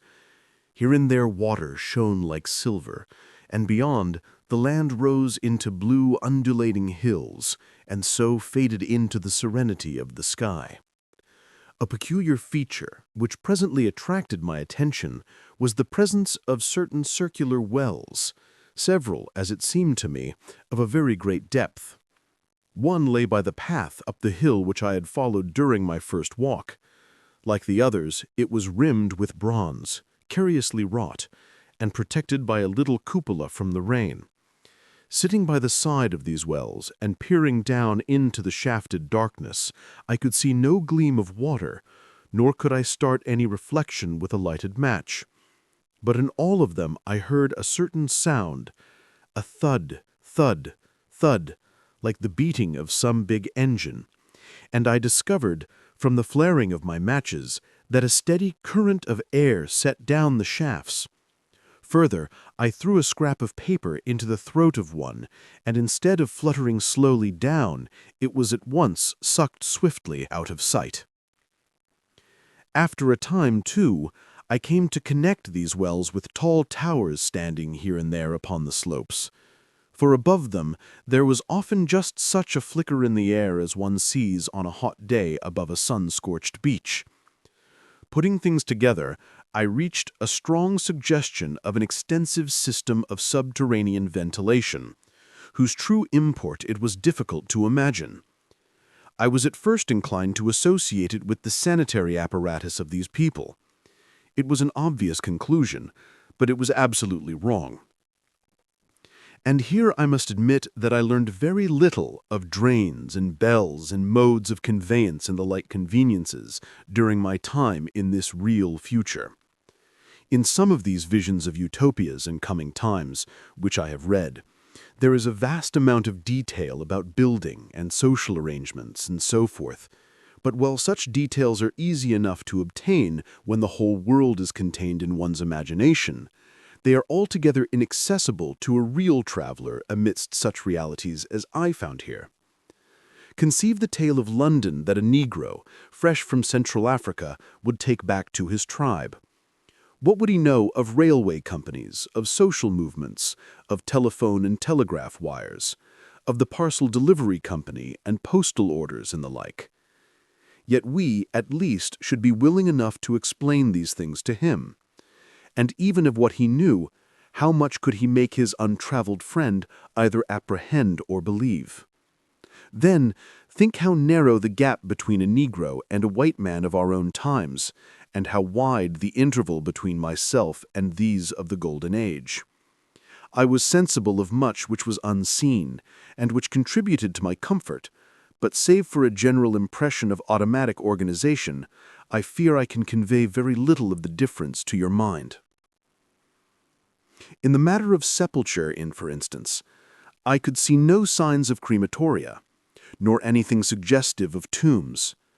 But it occurred to me that possibly there might be cemeteries or crematorias somewhere beyond the range of my explorings. This, again, was a question I deliberately put to myself, and my curiosity was at first entirely defeated upon the point. The thing puzzled me, and I was led to make a further remark which puzzled me still more, that aged and infirm among this people there were none. I must confess that my satisfaction with my first theories of an automatic civilization and a decadent humanity did not long endure. Yet I could know of no other. Let me put my difficulties. The several big palaces I had explored were mere living places, great dining halls and sleeping apartments. I could find no machinery, no appliances of any kind. Yet these people were clothed in pleasant fabrics that must at times need renewal, and their sandals, though not decorated, were fairly complex specimens of metalwork. Somehow such things must be made, and the little people displayed no vestige of a creative tendency. There were no shops, no workshops, no sign of importations among them. They spent all their time in playing gently, in bathing in the river, in making love in a half-playful fashion, in eating fruit and sleeping. I could not see how things were kept going. Then again, about the time machine, something, I knew not what, had taken it into the hollow pedestal of the White Sphinx. Why? For the life of me, I could not imagine. Those waterless wells, those flickering pillars, I felt I lacked a clue. I felt, how shall I put it? Suppose you found an inscription, with sentences here and there in excellent plain English, and interpolated therewith others made up of words, of letters even, absolutely unknown to you. Well, on the third day of my visit, that was how the world of 800,701 presented itself to me. That day, too, I made a friend, of a sort. It happened that, as I was watching some of the little people bathing in a shallow, one of them was seized with cramp and began drifting downstream. The main current ran rather swiftly, but not too strongly for even a moderate swimmer. It will give you an idea, therefore, of the strange deficiency in these creatures when I tell you that none made the slightest attempt to rescue the weakly crying little thing which was drowning before their eyes. When I realized this, I hurriedly slipped off my clothes, and, wading in at a point lower down, I caught the poor mite and drew her safe to land. A little rubbing of the limbs soon brought her round, and I had the satisfaction of seeing she was all right before I left her. I had got to such a low estimate of her kind that I did not expect any gratitude from her. In that, however, I was wrong. This happened in the morning. In the afternoon, I met my little woman, as I believe it was, as I was returning towards my center from an exploration, and she received me with cries of delight and presented me with a big garland of flowers, evidently made for me and me alone. The thing took my imagination. Very possibly I had been feeling desolate. At any rate, I did my best to display my appreciation of the gift. We were soon seated together in a little stone arbor, engaged in conversation, chiefly of smiles. The creature's friendliness affected me exactly as a child's might have done. We passed each other flowers, and she kissed my hands. I did the same to hers. Then I tried talk, and found that her name was Weena, which, though I don't know what it meant, somehow seemed appropriate enough. That was the beginning of a queer friendship, which lasted a week and ended, as I will tell you. She was exactly like a child. She wanted to be with me always. She tried to follow me everywhere, and on my next journey out and about, it went to my heart to tire her down and leave her at last exhausted and calling after me rather plaintively. But the problems of the world had to be mastered. I had not, I said to myself, come into the future to carry on a miniature flirtation. Yet her distress when I left her was very great. Her expostulations at the parting were sometimes frantic, and I think altogether I had as much trouble as comfort from her devotion. Nevertheless, she was somehow a very great comfort. I thought it was mere childish affection that made her cling to me. Until it was too late, I did not clearly know what I had inflicted upon her when I left her. Nor, until it was too late, did I clearly understand what she was to me. For by merely seeming fond of me and showing in her weak, futile way that she cared for me, the little doll of a creature presently gave my return to the neighborhood of the White Sphinx almost the feeling of coming home. And I would watch for her tiny figure of white and gold so soon as I came over the hill. It was from her, too, that I learned that fear had not yet left the world. She was fearless enough in the daylight, and she had the oddest confidence in me, for once, in a foolish moment, I made threatening grimaces at her, and she simply laughed at them. But she dreaded the dark, dreaded shadows, dreaded black things. Darkness, to her, was the one thing dreadful. It was a singularly passionate emotion, and it set me thinking and observing. I discovered then, among other things, that these little people gathered into the great houses at dark and slept in droves. To enter upon them without a light was to put them into a tumult of apprehension. I never found one outdoors, or one sleeping alone indoors after dark. Yet I was such a blockhead that I missed the lesson of that fear, and in spite of Weena's distress, I insisted on sleeping away from these slumbering multitudes. It troubled her greatly, but in the end her odd affection for me triumphed, and for 5 of the nights of our acquaintance, including the last night of all, she slept with her head pillowed on my arm. But my story slips away from me as I speak of her. It must have been the night before her rescue that I was awakened about dawn. I had been restless, dreaming most disagreeably that I was drowned, and that sea anemones were feeling over my face with their soft palps. I woke with a start, and with an odd fancy that some grayish animal had just rushed out of the chamber. I tried to get to sleep again, but I felt restless and uncomfortable. It was that dim gray hour when things are just creeping out of darkness, when everything is colorless and clear-cut, yet unreal. I got up and went down into the great hall, and so out upon the flagstones in front of the palace. I thought I would make a virtue of necessity and see the sunrise. The moon was setting, and the dying moonlight and the first pallor of dawn were mingled in a ghastly half-light. The bushes were inky black, the ground a somber gray, the sky colorless and cheerless.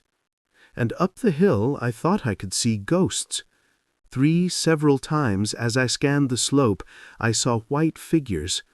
Twice I fancied I saw a solitary white, ape-like creature running rather quickly up the hill, and once near the ruins I saw a leash of them carrying some dark body. They moved hastily. I did not see what became of them. It seemed that they vanished among the bushes. The dawn were still indistinct, you must understand. I was feeling that chill, uncertain, early morning feeling you may have known.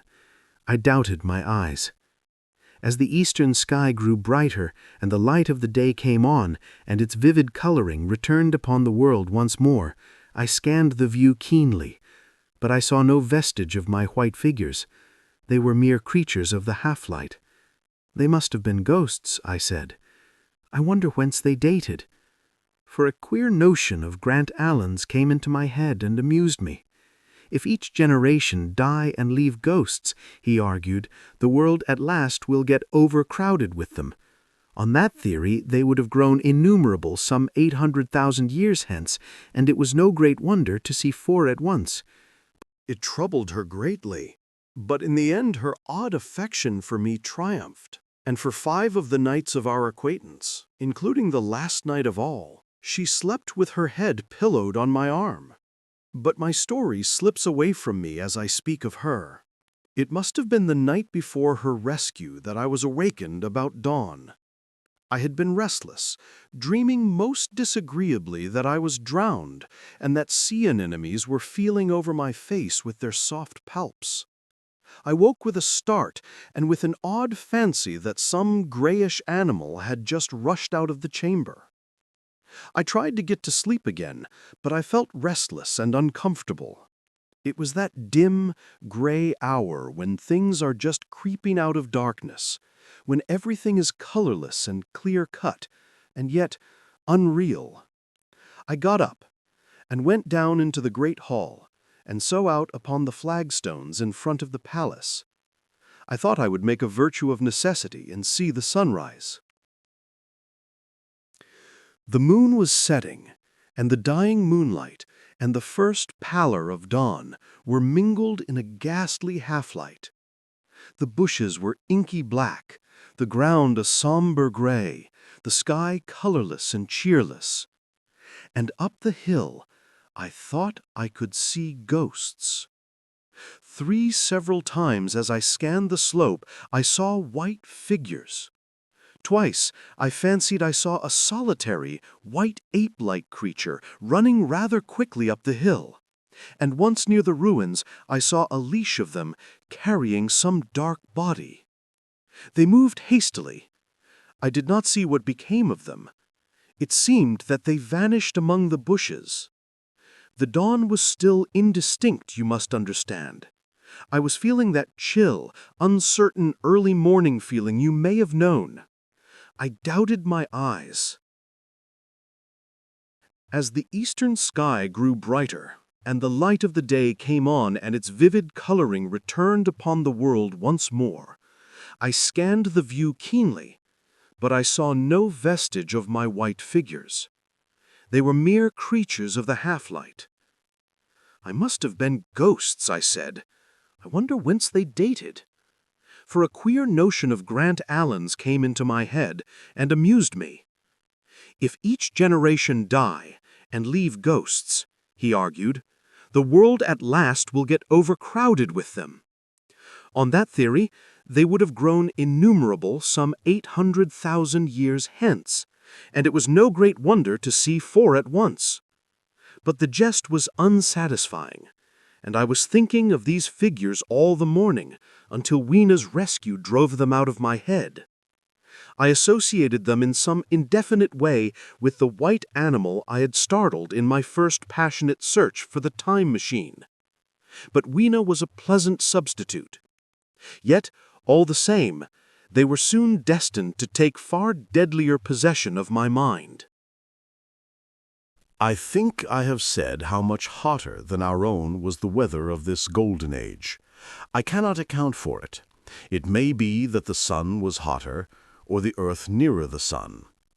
It is usual to assume that the sun will go on cooling steadily in the future, But people, unfamiliar with such speculations as those of the younger Darwin, forget that the planets must ultimately fall back one by one into the parent body.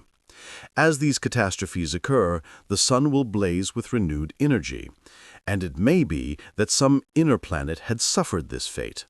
Whatever the reason, the fact remains that the sun was very much hotter than we know it.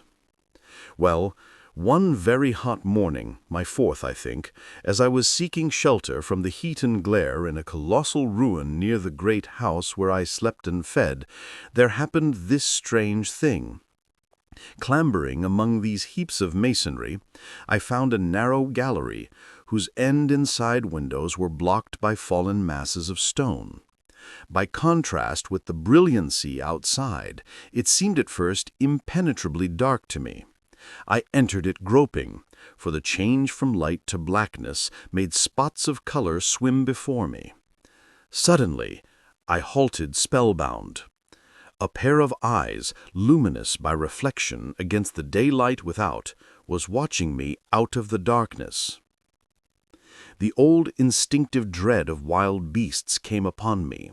I clenched my hands and steadfastly looked into the glaring eyeballs. I was afraid to turn. Then the thought of the absolute security in which humanity appeared to be living came to my mind. And then I remembered that strange terror of the dark. Overcoming my fear to some extent, I advanced a step and spoke. I will admit that my voice was harsh and ill-controlled. I put out my hand and touched something soft. At once, the eyes darted sideways, and something white ran past me.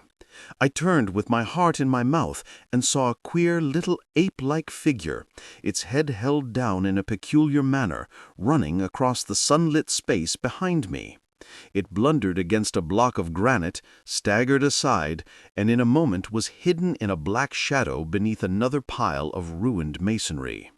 My impression of it is, of course, imperfect, but I know it was a dull white and had strange, large, grayish-red eyes. Also, that there was flaxen hair on its head and down its back.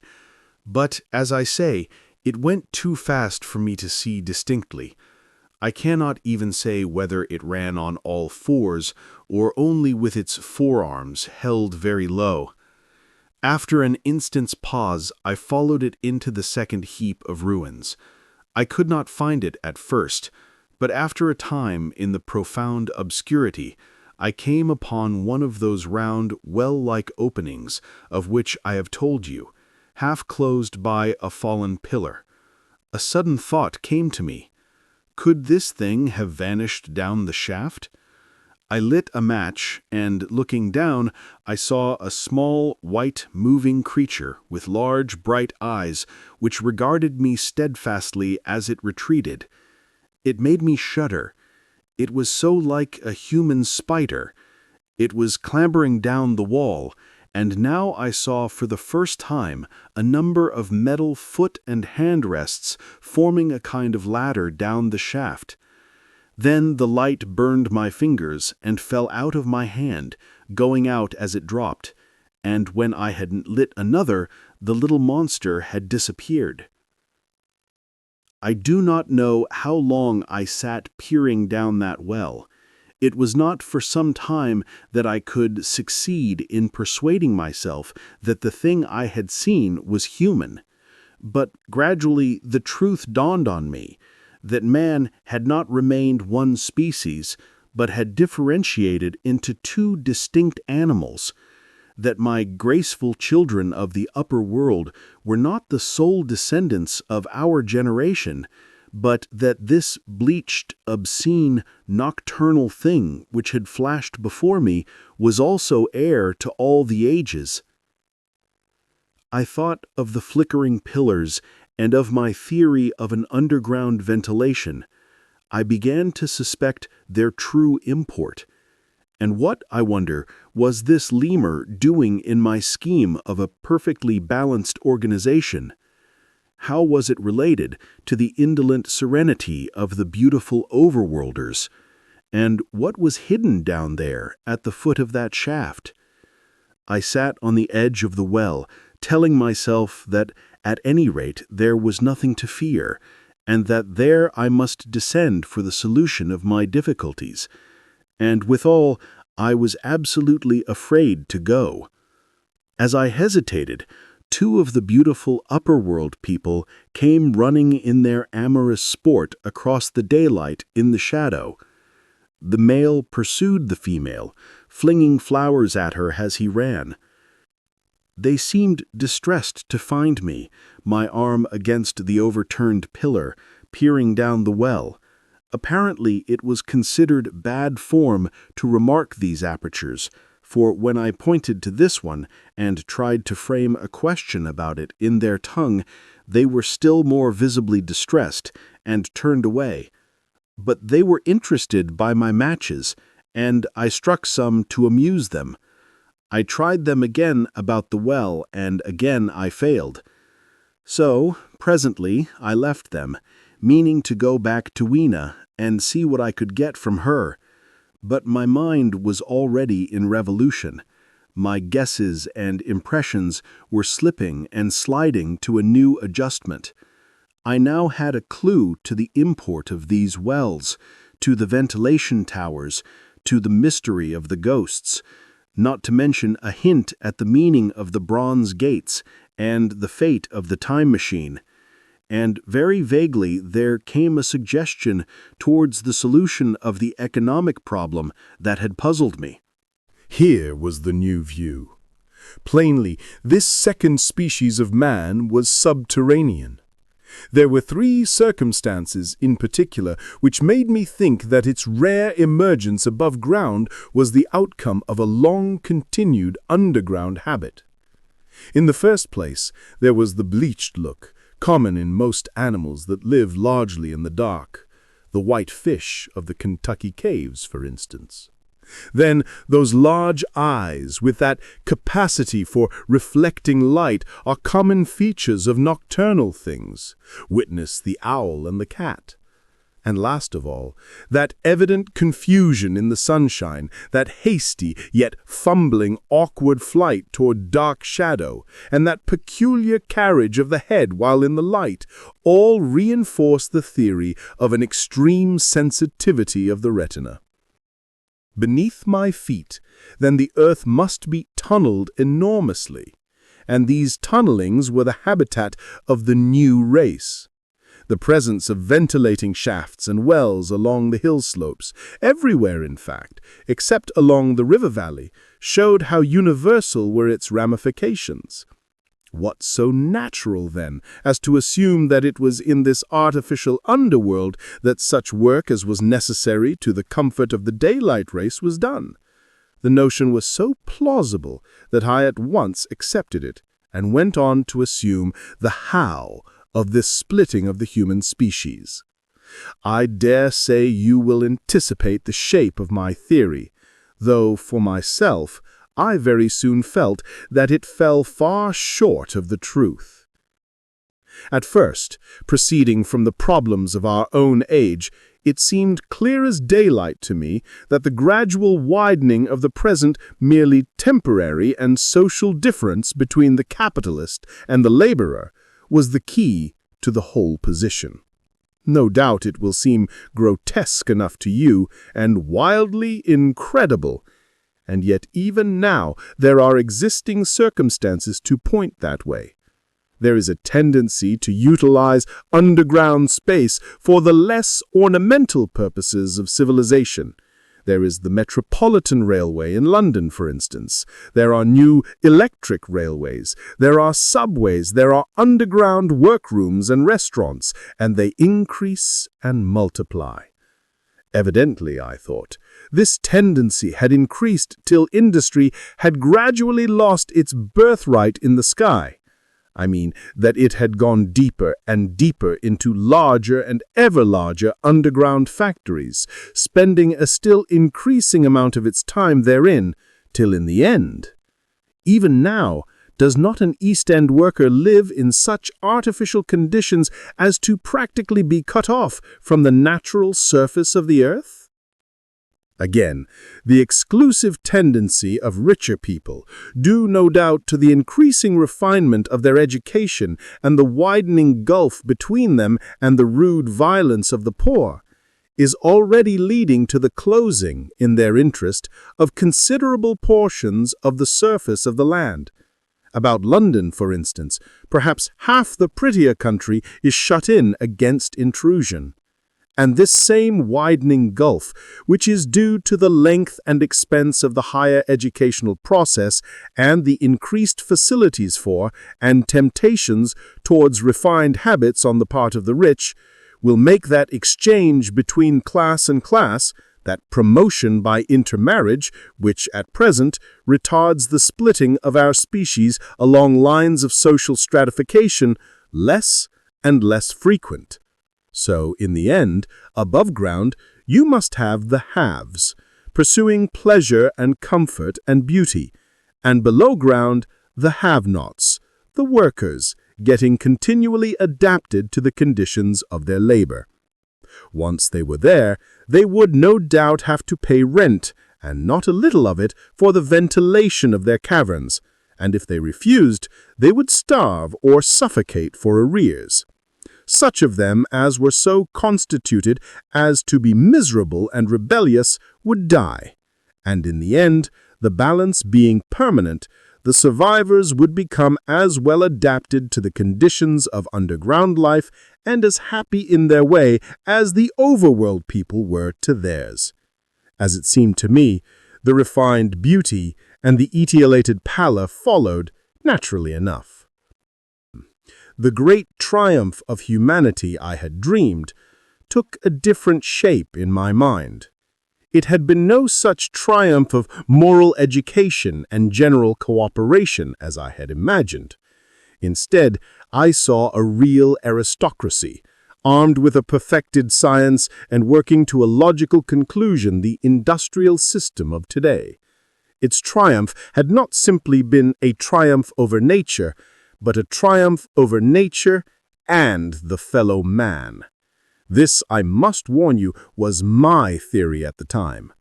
I had no convenient cicerone in the pattern of the utopian books. My explanation may absolutely be wrong. I still think it is the most plausible one. But even on this supposition, the balanced civilization that was at last attained must have long since passed its zenith and was now far fallen into decay. The too perfect security of the overworlders had led them to a slow movement of degeneration, to a general dwindling in size, strength, and intelligence. That I could see clearly enough already. What had happened to the undergrounders, I did not yet suspect. But from what I had seen of the Morlocks, that, by the by, was the name by which these creatures were called, I could imagine that the modification of the human type was even far more profound than among the Eloi, the beautiful race that I already knew. Then came troublesome doubts. Why had the Morlocks taken my time machine? For I felt sure it was they who had taken it. Why, too, if the Eloi were masters, could they not restore the machine to me? And why were they so terribly afraid of the dark? I proceeded, as I had said, to question Weena about this underworld, but here again I was disappointed. At first she would not understand my questions, and presently she refused to answer them. She shivered, as though the topic was unendurable, and when I pressed her, perhaps a little harshly, she burst into tears. They were the only tears, except my own, I ever saw in that golden age. When I saw them, I ceased abruptly to trouble about the Morlocks, and was only concerned in banishing these signs of her human heritage from Weena's eyes. And very soon she was smiling and clapping her hands, while I solemnly burned a match. It may seem odd to you, but it was 2 days before I could follow up the newfound clue in what was manifestly the proper way. I felt a peculiar shrinking from those pallid bodies. They were just the half-bleached color of the worms and things one sees preserved in spirit in a zoological museum, and they were filthily cold to the touch. Probably my shrinking was largely due to the sympathetic influence of the Eloi, whose disgust of the Morlocks I now began to appreciate. The next night I did not sleep well. Probably my health was a little disordered. I was oppressed with perplexity and doubt. Once or twice I had a feeling of intense fear, for which I could perceive no definite reason. I remember creeping noiselessly into the great hall where the little people were sleeping in the moonlight. That night Weena was among them, and feeling reassured by their presence. It occurred to me even then that in the course of a few days the moon must pass through its last quarter, and the nights grow dark, when the appearances of these unpleasant creatures from below, these whitened lemurs, this new vermin that had replaced the old, might be more abundant. And on both these days I had the restless feeling of one who shirks an inevitable duty. I felt assured that the time machine was only to be recovered by boldly penetrating these mysteries of underground. Yet I could not face the mystery. If only I had had a companion, it would have been different. But I was so horribly alone, and even to clamber down into the darkness of the well appalled me. I don't know if you will understand my feeling, but I never felt quite safe at my back. It was this restlessness, this insecurity, perhaps, that drove me farther and farther afield in my exploring expeditions. Going to the southwestward towards the rising country that is now called Combwood, I observed far off, in the direction of 19th century Banstead, a vast green structure, different in character from any I had hitherto seen. It was larger than the largest of the palaces or ruins I knew, and the facade had an oriental look, the face of it having the luster as well as the pale green tint, a kind of bluish green, of a certain type of Chinese porcelain. This difference in aspect suggested a difference in use, and I was minded to push on and explore. But the day was growing late, and I had come upon the site of the place after a long and tiring circuit, so I resolved to hold over the adventure for the following day, and I returned to the welcome and the caresses of little Weena. But next morning I perceived clearly enough that my curiosity regarding the palace of green porcelain was a piece of self-deception to enable me to shirk by another day an experience I dreaded. I resolved I would make the descent without further waste of time, and started out in the early morning towards a well near the ruins of granite and aluminum. Little Weena ran with me. She danced beside me to the well, but when she saw me lean over the mouth and look downward, she seemed strangely disconcerted. "Goodbye, little Weena," I said, kissing her, and then putting her down, I began to feel over the parapet for the climbing hooks. Rather hastily, I may as well confess, for I feared my courage might leak away. At first she watched me in amazement. Then she gave a most piteous cry, and running to me, she began to pull me with her little hands. I think her opposition nerved me rather to proceed. I shook her off, perhaps a little roughly, and in another moment I was in the throat of the well. I saw her agonized face over the parapet, and smiled to reassure her. Then I had to look down at the unstable hooks to which I clung. I had to clamber down a shaft of perhaps 200 yards.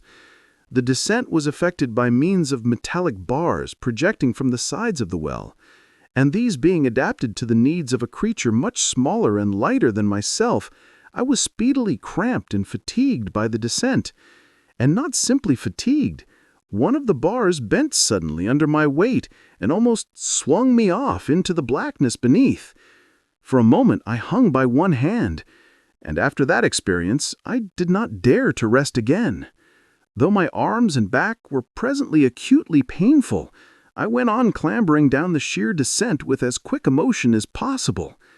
Glancing upward, I saw the aperture, a small blue disk in which a star was visible, while little Weena's head showed as a round black projection. The thudding sound of a machine below grew louder and more oppressive. Everything, save that little disk above, was profoundly dark, and when I looked up again, Weena had disappeared.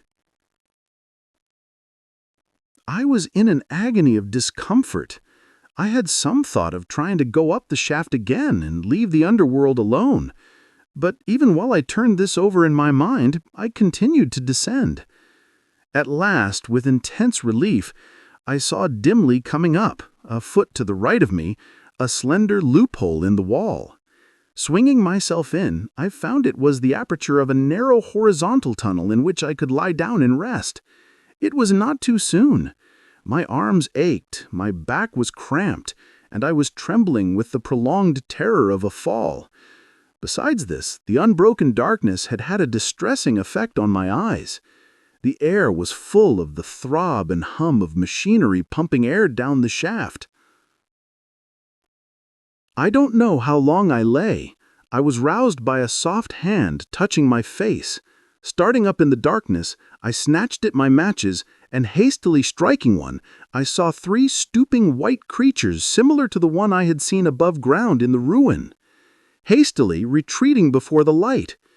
Living as they did in what appeared to me impenetrable darkness, their eyes were abnormally large and sensitive, just as are the pupils of the abysmal fishes, and they reflected the light in the same way. I have no doubt they could see me in that rayless obscurity, and they did not seem to have any fear of me apart from the light. But so soon as I struck a match in order to see them, they fled incontinently, vanishing into dark gutters and tunnels from which their eyes glared at me in the strangest fashion. I tried to call to them, but the language they had was apparently different from that of the overworld, so that I was needs left to my own unaided efforts, and the thought of flight before exploration was even then in my mind. But I said to myself, "You're in for it now." And feeling my way along the tunnel, I found the noise of machinery grow louder. Presently the walls fell away from me, and I came to a large open space, and striking another match, I saw that I had entered a vast arched cavern which stretched into utter darkness beyond the range of my light. The view I had of it was as much as one could see in the burning of a match. Necessarily, my memory is vague. Great shapes like big machines rose out of the dimness and cast grotesque black shadows in which dim spectral Morlocks sheltered from the glare. The place, by the by, was very stuffy and oppressive, and the faint halitus of freshly shed blood was in the air. Some way down the central vista was a little table of white metal laid with what seemed meal. The Morlocks, at any rate, were carnivorous. Even at the time, I remember wondering what large animal could have survived to furnish the red joint I saw. It was all very indistinct. The heavy smell, the big unmeaning shapes, the obscene figures lurking in the shadows and only waiting for the darkness to come at me again. Then the match burnt down and stung my fingers and fell a wriggling red spot in the blackness. I have thought since how particularly ill-equipped I was for such an experience. When I had started with the time machine, I had started with the absurd assumption that the men of the future would certainly be infinitely ahead of ourselves in all their appliances. I had come without arms, without medicine, without even smoking. At times I missed tobacco frightfully, even without enough matches. If only I had thought of a Kodak, I could have flashed that glimpse of the underworld in a second and examined it at leisure. But as it was, I stood there with only the weapons and the powers that nature had endowed me with: hands, feet, and teeth. These and 4 safety matches that still remained to me. I was afraid to push my way in among all this machinery in the dark, and it was only with my last glimpse of light I discovered that my store of matches had run low. It had never occurred to me until that moment that there was any need to economize them, and I had wasted almost half the box in astonishing the overworlders, to whom fire was a novelty. Now, as I say, I had 4 left, and while I stood in the dark, a hand touched mine. Lank fingers came feeling over my face, and I was sensible of a peculiar, unpleasant odor. I fancied I heard the breathing of a crowd of those dreadful little beings about me. I felt the box of matches in my hand being gently disengaged, and other hands behind me plucking at my clothing. The sense of these unseen creatures examining me was indescribably unpleasant. The sudden realization of my ignorance of their ways of thinking and doing came home to me very vividly in the darkness. I shouted at them as loudly as I could. They started away, and then I could feel them approaching me again. They clutched at me more boldly, whispering odd sounds to each other. I shivered violently and shouted again, rather discordantly. This time they were not so seriously alarmed, and they made a queer laughing noise as they came back at me. I will confess I was horribly frightened. I determined to strike another match and escape under the protection of its glare. I did so, and eking out the flicker with a scrap of paper from my pocket, I made good my retreat to the narrow tunnel. But I had scarce entered this when my light was blown out, and in the blackness I could hear the Morlocks rustling like wind among leaves and pattering like the rain as they hurried after me. In a moment I was clutched by several hands, and there was no mistaking that they were trying to haul me back. I struck another light and waved it in their dazzled faces. You can scarce imagine how nauseatingly inhuman they looked, those pale, chinless faces and great lidless pinkish-gray eyes, as they stared in their blindness and bewilderment. But I did not stay to look, I promise you. I retreated again, and when my second match had ended, I struck my third. It had almost burnt through when I reached the opening into the shaft. I lay down on the edge, for the throb of the great pump below made me gizzy. Then I felt sideways for the projecting hooks, and as I did so, my feet were grasped from behind, and I was violently tugged backward. I lit my last match, and it incontinently went out. But I had my hand on the climbing bars now, and kicking violently, I disengaged myself from the clutches of the Morlocks, and was speedily clambering up the shaft, while they stayed peering and blinking up at me, all but one little wretch who followed me for some way and well-nigh secured my boot as a trophy.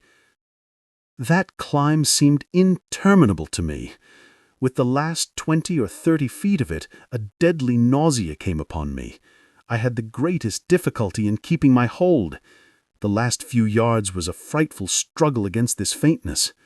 Several times my head swam, and I felt all the sensations of falling. At last, however, I got over the well-mouth somehow and staggered out of the ruin into the blinding sunlight.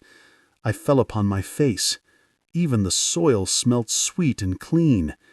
Then I remember Weena kissing my hands and ears, and the voices of others among the Eloi. Then for a time I was insensible. Now, indeed, I seemed in a worse case than before. Hitherto, except during my night's anguish at the loss of the time machine, I had felt a sustaining hope of ultimate escape. But that hope was staggered by these new discoveries. Hitherto, I had merely thought myself impeded by the childish simplicity of the little people, and by some unknown forces which I had only to understand to overcome. But there was an altogether new element in the sickening quality of the Morlocks, a something inhuman and malign. Instinctively I loathed them. Before, I had felt as a man might feel who had fallen into a pit. My concern was with the pit and how to get out of it.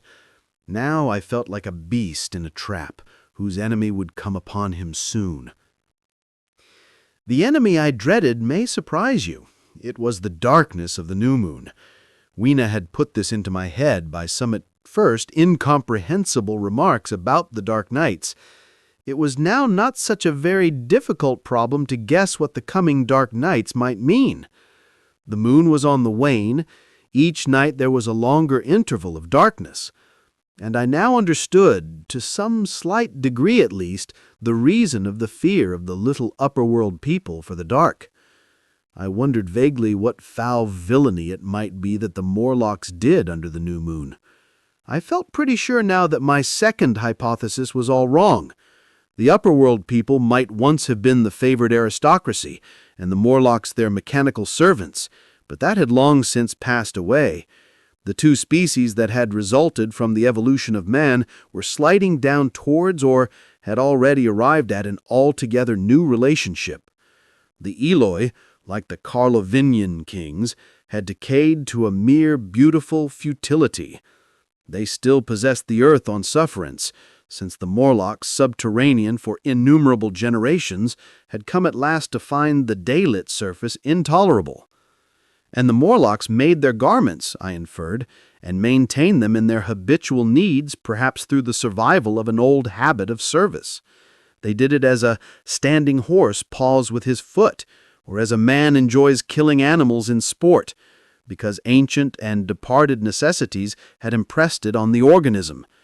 But clearly the old order was already in part reversed. The nemesis of the delicate ones was creeping on apace. Ages ago, thousands of generations ago, man had thrust his brother man out of the ease and the sunshine, and now that brother was coming back, changed. Already the Eloi had begun to learn one old lesson anew. They were becoming reacquainted with fear. And suddenly there came into my head the memory of the meat I had seen in the underworld. It seemed odd how it floated into my mind, not stirred up, as it were, by the current of my meditations, but coming in almost like a question from outside. I tried to recall the form of it. I had a vague sense of something familiar, but I could not tell what it was at the time. Still, however, helpless the little people in the presence of their mysterious fear, I was differently constituted. I came out of this age of ours, this ripe prime of the human race, when fear does not paralyze and mystery has lost its terrors. I at least would defend myself. Without further delay, I determined to make myself arms and a fastness where I might sleep. With that refuge as a base, I could face this strange world with some of that confidence I had lost in realizing to what creatures night by night I lay exposed. I felt I could never sleep again until my bed was secure from them. I shuddered with horror to think how they must already have examined me.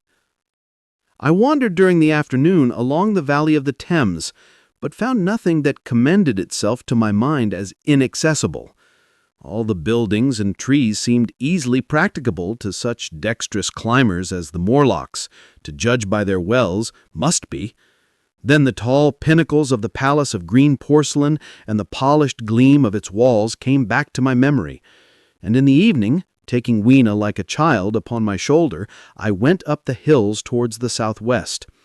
The distance I had reckoned was 7 or 8 miles, but it must have been nearer 18. I had first seen the place on a moist afternoon when distances are deceptively diminished. In addition, the heel of one of my shoes was loose, and a nail was working through the sole. They were comfortable old shoes I wore about indoors, so that I was lame. And it was already long past sunset when I came in sight of the palace, silhouetted black against the pale yellow of the sky. Weena had been hugely delighted when I began to carry her, but after a while she desired me to let her down and ran along by the side of me, occasionally darting off on either hand to pick flowers to stick in my pockets. My pockets had always puzzled Weena, but at the last she had concluded that they were an eccentric kind of vases for floral decoration. At least she utilized them for that purpose. And that reminds me. In changing my jacket, I found... The time traveler paused, put his hand into his pocket, and silently placed 2 withered flowers, not unlike very large white mallows, upon the little table.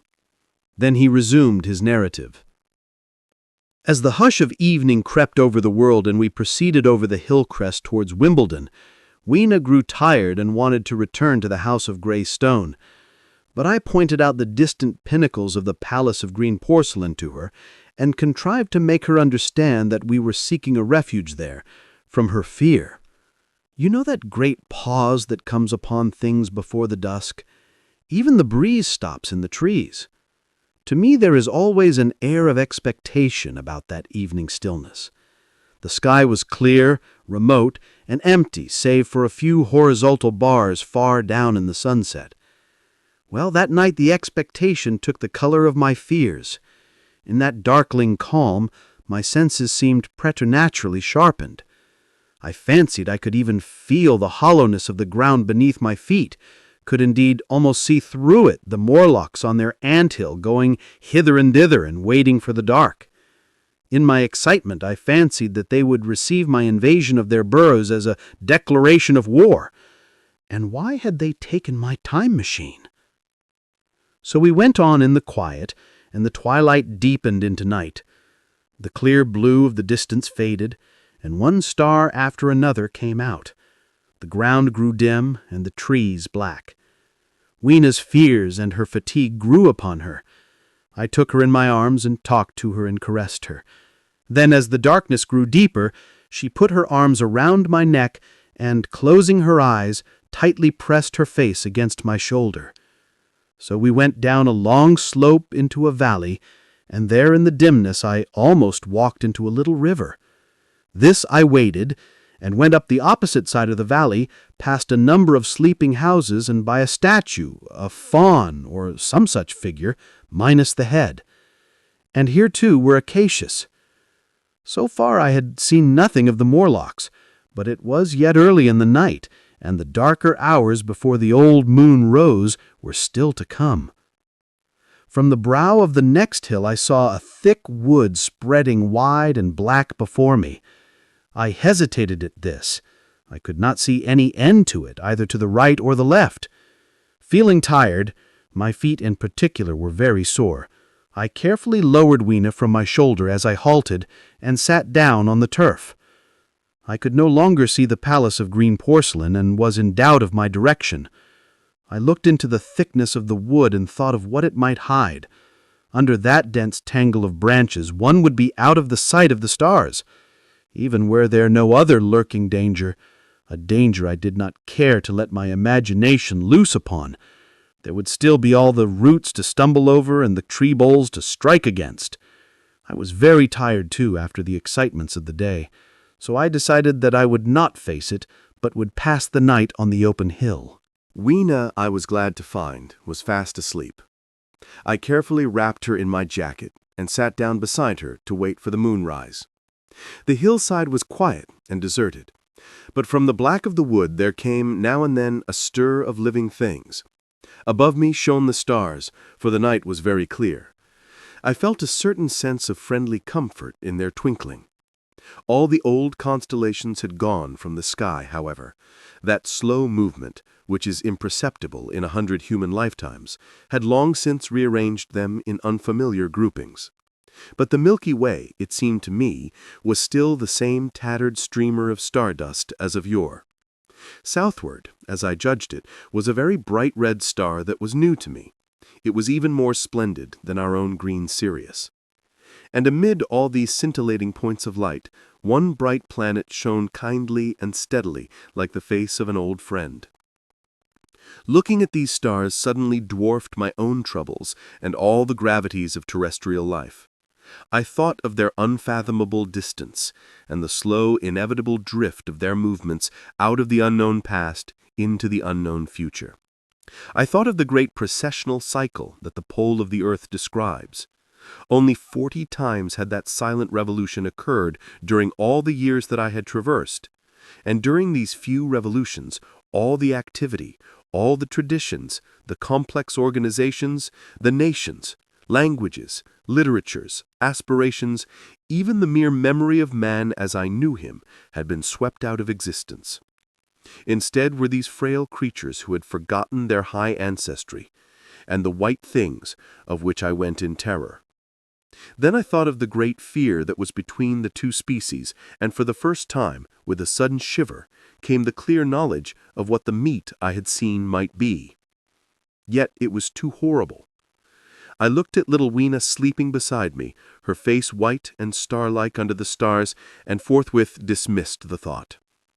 Through that long night I held my mind off the Morlocks as well as I could, and whiled away the time by trying to fancy I could find signs of the old constellations in the new confusion. The sky kept very clear, except for a hazy cloud of so. No doubt I dozed at times. Then, as my vigil wore on, came a faintness in the eastward sky, like the reflection of some colorless fire, and the old moon rose, thin and peaked and white. And close behind, and overtaking it and overflowing it, the dawn came, pale at first, and then growing pink and warm. No Morlocks had approached us. Indeed, I had seen none on the hill that night. And in the confidence of renewed day, it almost seemed to me that my fear had been unreasonable. I stood up and found my foot with the loose heel swollen at the ankle and painful under the heel, so I sat down again, took off my shoes, and flung them away. I awakened Weena, and we went down into the wood, now green and pleasant instead of black and forbidding. We found some fruit wherewith to break our fast. We soon met others of the dainty ones laughing and dancing in the sunlight, as though there was no such thing in nature as the night. And then I thought once more of the meat that I had seen. I felt assured now what it was, and from the bottom of my heart I pitied this last feeble rill from the great flood of humanity. Clearly, at some time in the long ago of human decay, the Morlocks' food had run short. Possibly they had lived on rats and such like vermin. Even now, man is far less discriminating and exclusive in his food than he was, far less than any monkey. His prejudice against human flesh is no deep-seated instinct. And so these inhuman sons of men— I tried to look at the thing in a scientific spirit. After all, they were less human and more remote than our cannibal ancestors of 3,000 or 4,000 years ago, and the intelligence that would have made this state of things a torment had gone. Why should I trouble myself? These Eloi were mere fatted cattle, which the ant-like Morlocks preserved and preyed upon, probably saw to the breeding of. And there was Weena dancing at my side. Then I tried to preserve myself from the horror that was coming upon me by regarding it as a rigorous punishment of human selfishness. Man had been content to live in ease and delight upon the labors of his fellow man, had taken necessity as his watchword and excuse, and in the fullness of time necessity had come home to him. I even tried a Carlyleesque scorn of this wretched aristocracy in decay. But this attitude of mind was impossible. However great their intellectual degradation, the Eloi had kept too much of the human form not to claim my sympathy, and to make me, perforce, a sharer in their degradation and their fear. I had at that time very vague ideas as to the course I should pursue. My first was to secure some safe place of refuge, and to make myself such arms of metal or stone as I could contrive. That necessity was immediate. In the next place, I hoped to procure some means of fire, so that I should have the weapon of a torch at hand, for nothing, I knew, would be more efficient against these Morlocks. Then I wanted to arrange some contrivance to break open the doors of bronze under the White Sphinx. I had in mind a battering ram. I had a persuasion that if I could enter those doors and carry a blaze of light before me, I should discover the time machine and escape. I could not imagine the Morlocks were strong enough to move it far away. Weena I had resolved to bring with me to our own time, and turning such schemes over in my mind, I pursued our way towards the building which my fancy had chosen as our dwelling. I found the palace of green porcelain when we approached it about noon, deserted and falling into ruin. Only ragged vestiges of glass remained in its windows, and great sheets of the green facing had fallen away from the corroded metallic framework. It lay very high upon a turfy down, and looking northeastward before I entered it, I was surprised to see a large estuary, or even creek, where I judged Wandsworth and Battersea must once have been. I thought then, though I never followed up the thought, of what might have happened or might be happening to the living things in the sea. The material of the palace proved on examination to be indeed porcelain, and along the face of it I saw an inscription in some unknown character. I thought, rather foolishly, that Weena might help me to interpret this, but I only learned that the bare idea of writing had never entered her head. She always seemed to me, I fancy, more human than she was, perhaps because her affection was so human. Within the big valves of the door, which were open and broken, we found, instead of the customary hall, a long gallery lit by many side windows. At the first glance, I was reminded of a museum. The tiled floor was thick with dust, and a great array of miscellaneous objects was shrouded in this same gray covering. Then I perceived, standing strange and gaunt in the center of the hall, what was clearly the lower part of a huge skeleton. I recognized by the oblique feet that it was some extinct creature after the fashion of the megatherium. The skull and the upper bones lay beside it in the thick dust, and in one place where rainwater had dropped through a leak in the roof, the thing itself had been worn away. Further in the gallery was the huge skeletal barrel of a brontosaurus. My museum hypothesis was confirmed. Going towards the side, I found what appeared to be sloping shelves, and clearing away the thick dust, I found the old familiar glass cases of our own time. But they must have been airtight to judge from the fair preservation of some of their contents. Clearly, we stood among the ruins of some latter-day South Kensington. Here, apparently, was the paleontological section, and a very splendid array of fossils it must have been, though the inevitable process of decay that had been staved off for a time and had, through the extinction of bacteria and fungi, lost 99/100ths of its force, was nevertheless, with extreme sureness, if with extreme slowness, at work again on all its treasures. Here and there, I found traces of the little people in the shape of rare fossils broken to pieces or threaded on strings upon reeds, and the cases had, in some instances, been bodily removed, by the Morlocks, as I judged. The place was very silent. The thick dust deadened our footsteps. Weena, who had been rolling a sea urchin down the sloping glass of a case, presently came as I stared about me and very quietly took my hand and stood beside me. And at first I was so much surprised by this ancient monument of an intellectual age that I gave no thought to the possibilities it presented. Even my preoccupation about the time machine receded a little from my mind. To judge from the size of the place, this palace of green porcelain had a great deal more in it than a gallery of paleontology, possibly historical galleries. It might be even a library. To me, at least, in my present circumstances, these would be vastly more interesting than this spectacle of old-time geology and decay.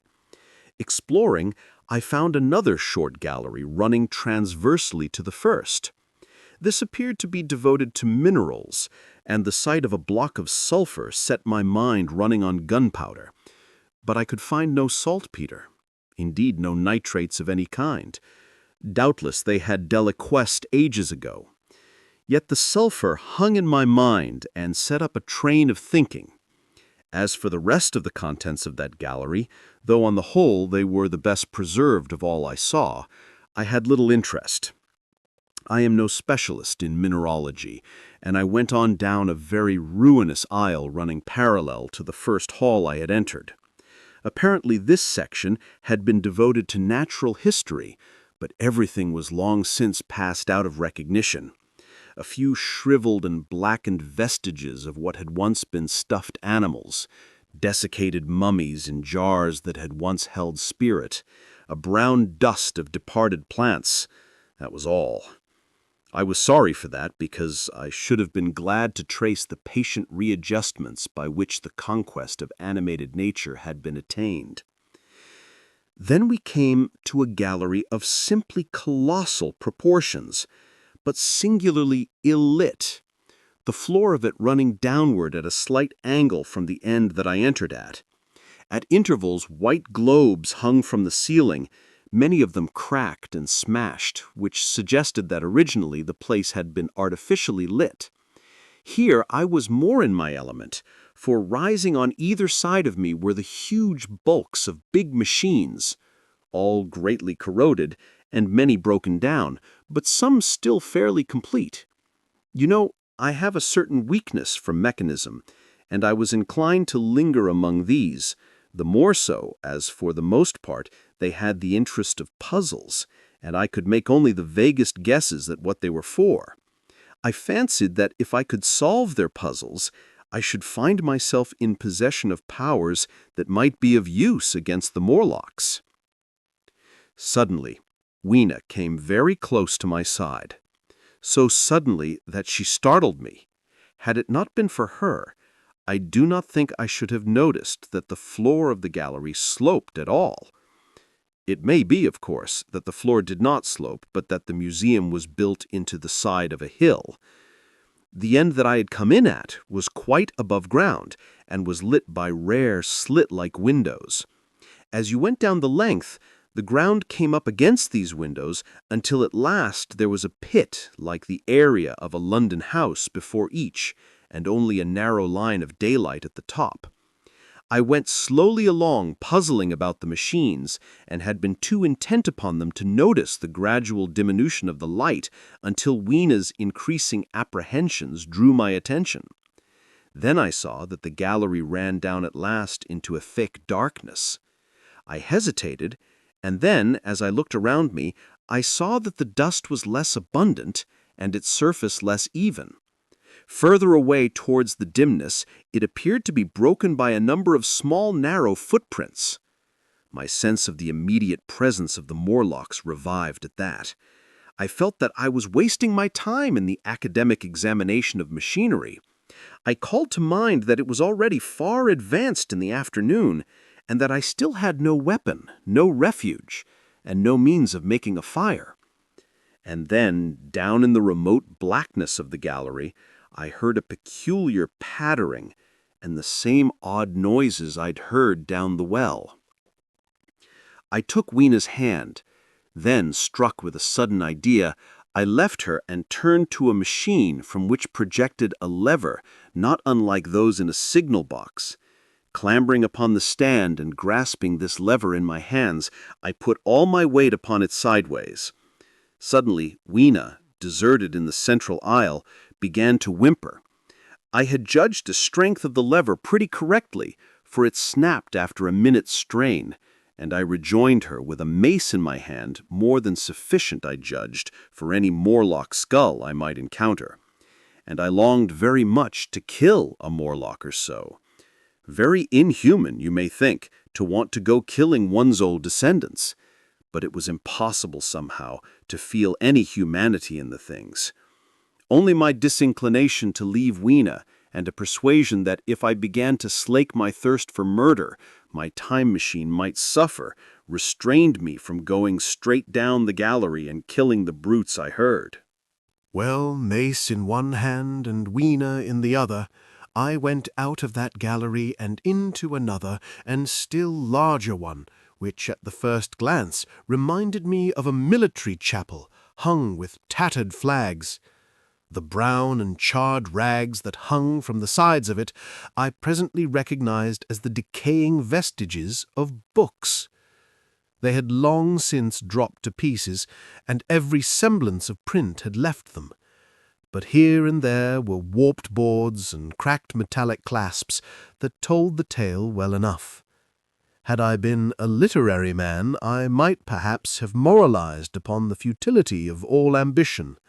But as it was, the thing that struck me with keenest force was the enormous waste of labor to which this sombre wilderness of rotting paper testified.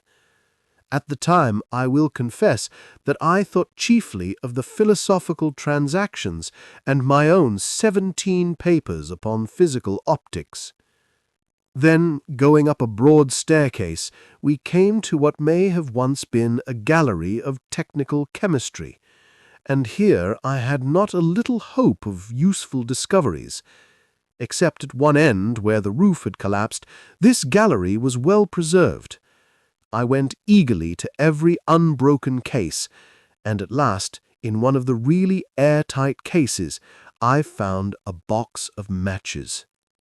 Very eagerly I tried them. They were perfectly good. They were not even damp. I turned to Weena. "Dance!" I cried to her in her own tongue, for now I had a weapon indeed against the horrible creatures we feared. And so in that derelict museum, upon the thick, soft carpeting of dust, to Weena's huge delight, I solemnly performed a kind of composite dance, whistling the Land of the Leal as cheerfully as I could.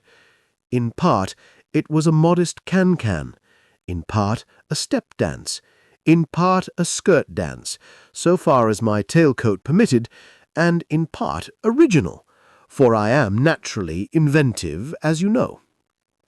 Now, I still think that for this box of matches to have escaped the wear of time for immemorial years was a most strange, as for me it was a most fortunate thing.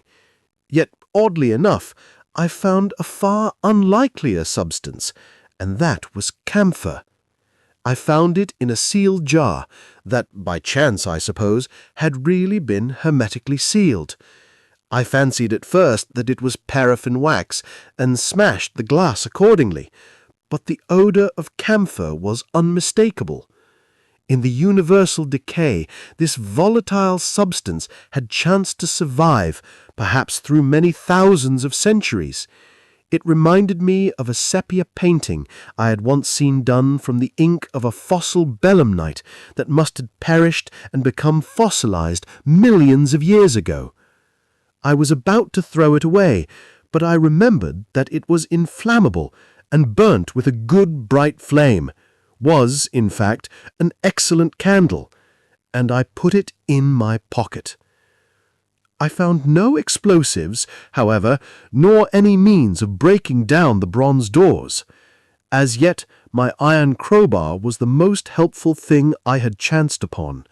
Nevertheless, I left that gallery greatly elated. I cannot tell you all the story of that long afternoon. It would require a great effort of memory to recall my explorations in all the proper order. I remember a long gallery of rusting stands of arms, and how I hesitated between my crowbar and a hatchet or a sword. But I could not carry both, however, and my bar of iron promised best against the bronze gates. There were numbers of guns, pistols, and rifles. The most were masses of rust, but many were of some new metal, and still fairly sound. But any cartridges or powder there may once have been had rotted into dust. One corner I saw was charred and shattered, perhaps I thought by an explosion among the specimens. In another place was a vast array of idols, Polynesian, Mexican, Greekan, Phoenician, every country on earth, I should think. And here, yielding to an irresistible impulse, I wrote my name on the nose of a steatite monster from South America that particularly took my fancy. As the evening drew on, my interest waned. I went through gallery after gallery, dusty, silent, often ruinous, the exhibits sometimes mere heaps of rust and lignite, sometimes fresher. In one place I suddenly found myself near the model of a tin mine, and then by the merest accident I discovered in an airtight case 2 dynamite cartridges. I shouted "Eureka!" and smashed the case with joy. Then came a doubt. I hesitated. Then, selecting a little open court, I made my essay. I never felt such a disappointment as I did in waiting 5, 10, 15 minutes for an explosion that never came. Of course, the things were dummies, as I might have guessed from their presence. I really believe that had they not been so, I should have rushed off incontinently and blown Sphinx, bronze doors, and, as it proved my chances of finding the time machine, altogether into non-existence. It was after that, I think, that we came to a little open court inside the palace. It was turfed and had 3 fruit trees, so we rested and refreshed ourselves. Towards sunset, I considered our position. Night was creeping upon us, and my inaccessible hiding place had still to be found. But that troubled me very little now. I had in my possession a thing that was, perhaps, the best of all defences against the Morlocks. I had matches. I had the camphor in my pocket, too, if a blaze were needed. It seemed to me that the best thing we could do was to pass the night in the open, protected by a fire. In the morning there was the getting of the time machine. Towards that, as yet, I only had my iron mace, but now with my growing knowledge I felt very differently towards those bronze doors. Up to this I had refrained from forcing them, largely because of the mystery on the other side. They had never impressed me as being very strong, and I hoped to find my iron bar not altogether inadequate for the work. We emerged from the palace while the sun was still in part above the horizon. I was determined to reach the White Sphinx early the next morning, and ere the dusk I purposed pushing through the woods that had stopped me on the previous journey. My plan was to go as far as possible that night, and then, building a fire, to sleep in the protection of its glare. Accordingly, as we went along, I gathered any sticks or dried grass I saw, and presently had my arms full of such litter. Thus loaded, our progress was slower than I had anticipated, and besides, Weena was tired. And I, also, began to suffer from sleepiness too, so that it was full night before we reached the wood. Upon the shrubby hill of its edge, Weena would have stopped, fearing the darkness before us, but a singular sense of impending calamity that should indeed have served me as a warning drove me onward. I had been without sleep for a night and 2 days, and I was feverish and irritable. I felt sleep coming upon me, and the Morlocks with it.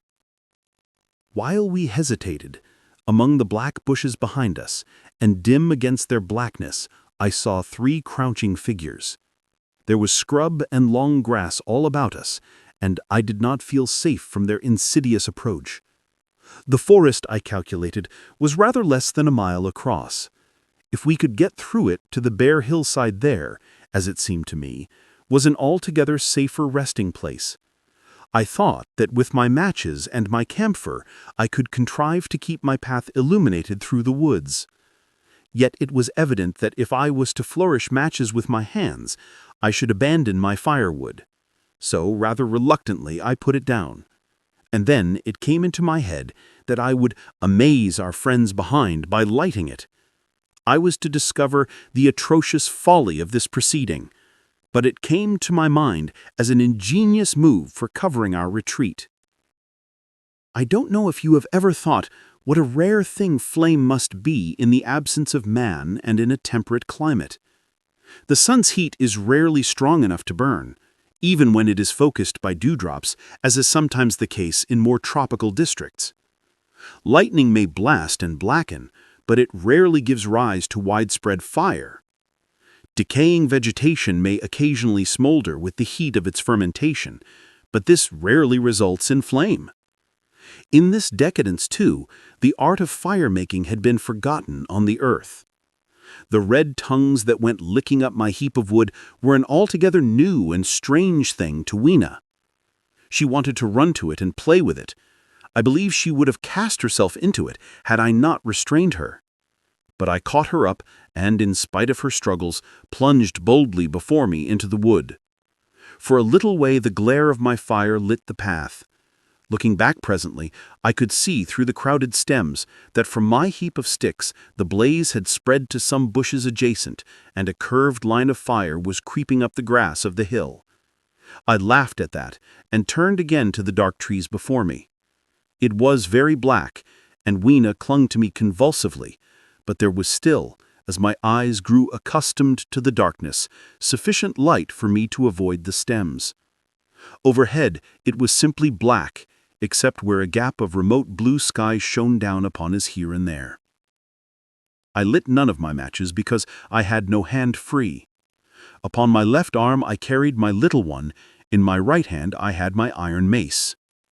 For some way I heard nothing but the crackling twigs under my feet, the faint rustle of the breeze above, and my own breathing and the throb of the blood vessels in my ears. Then I seemed to know of a pattering behind me. I pushed on grimly. The pattering grew more distinct, and then I caught the same queer sound and voices I had heard in the underworld. There were evidently several of the Morlocks, and they were closing in on me. Indeed, in another minute, I felt a tug at my coat, then something at my arm, and Weena shivered violently and became quite still. It was time for a match, but to get one I must put her down.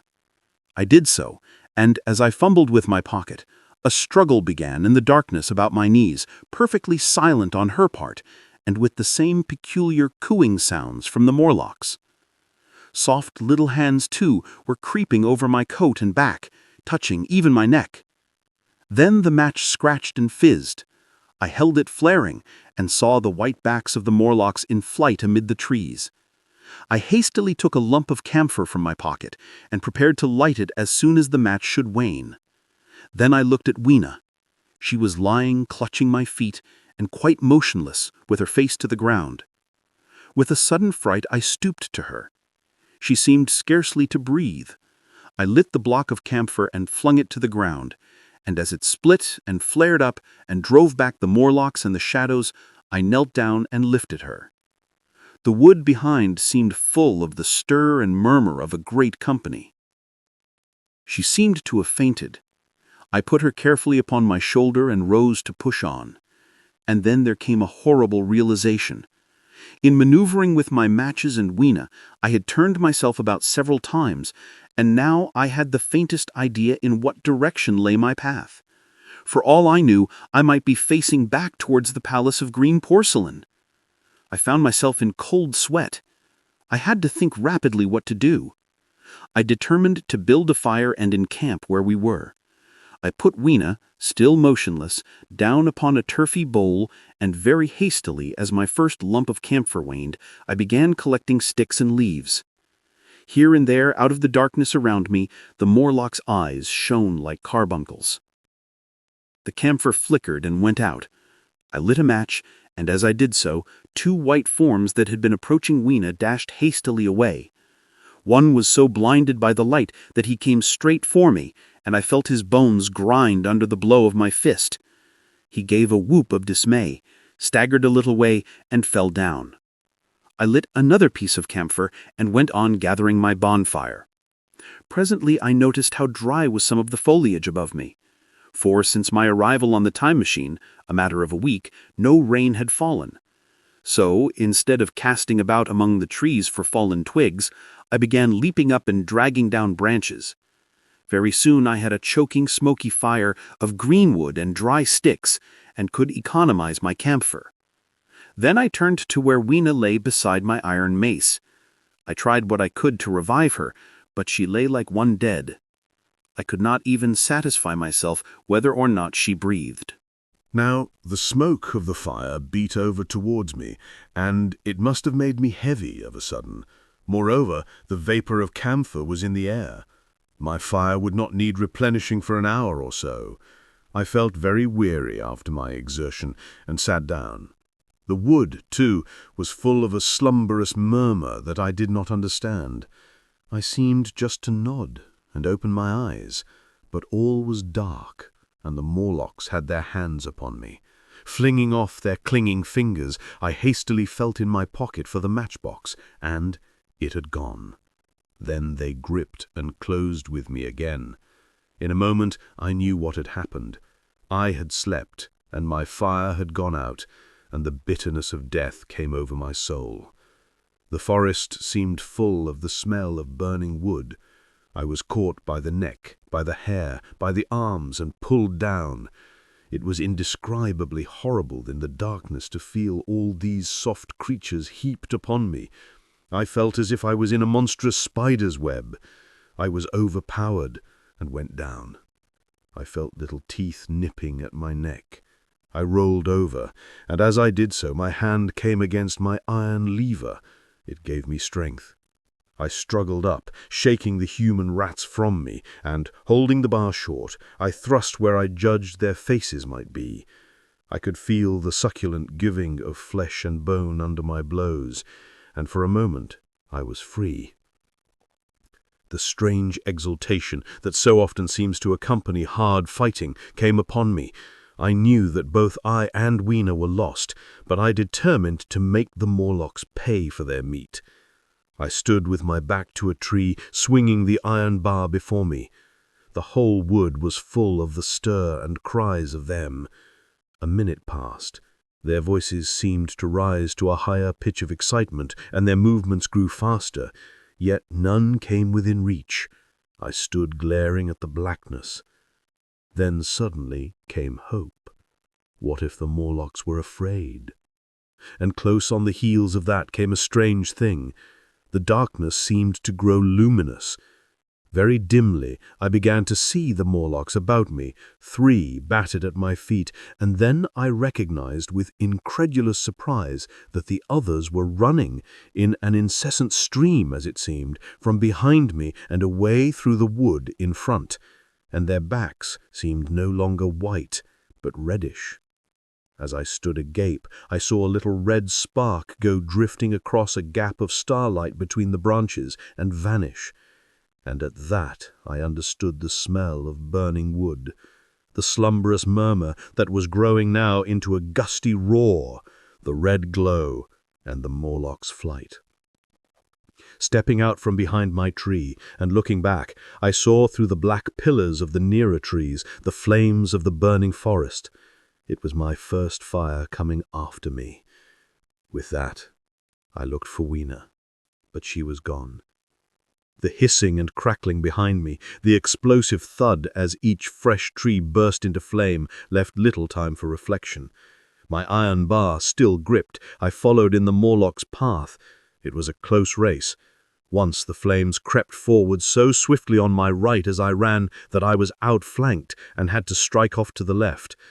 But at last I emerged on a small open space, and as I did so, a Morlock came blundering towards me, and past me, and went on straight into the fire.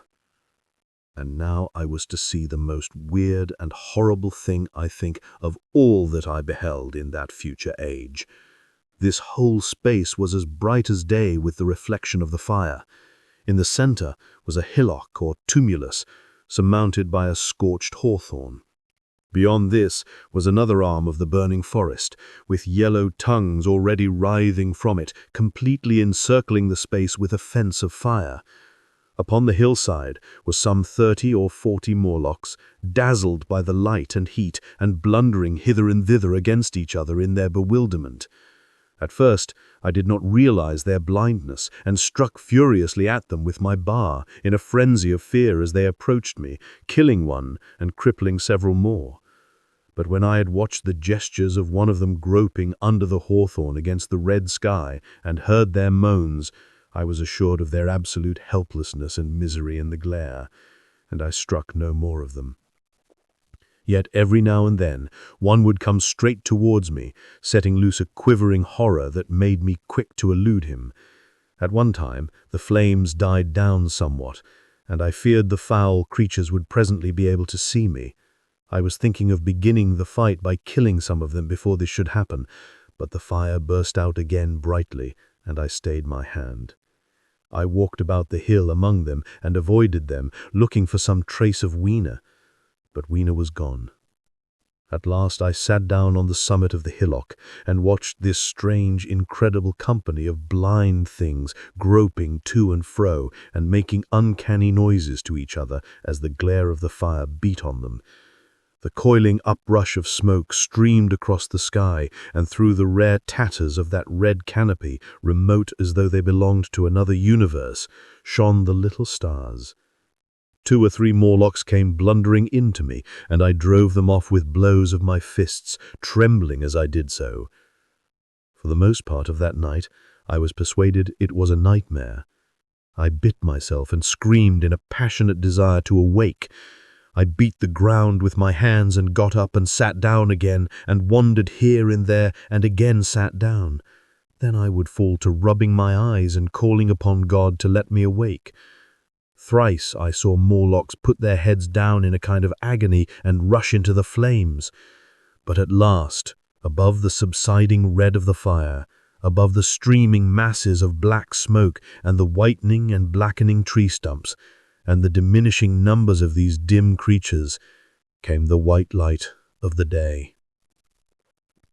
I searched again for traces of Weena, but there were none. It was plain that they had left her poor little body in the forest. I cannot describe how it relieved me to think that it had escaped the awful fate to which it seemed destined. As I thought of that, I was almost moved to begin a massacre of the helpless abominations about me, but I contained myself. The hillock, as I have said, was a kind of island in the forest.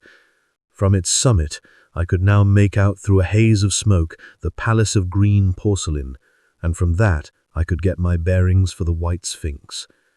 And so, leaving the remnant of these damned souls still going hither and thither and moaning as the day grew clearer, I tied some grass about my feet and limped on across smoking ashes and among black stems that still pulsated internally with fire, towards the hiding place of the time machine.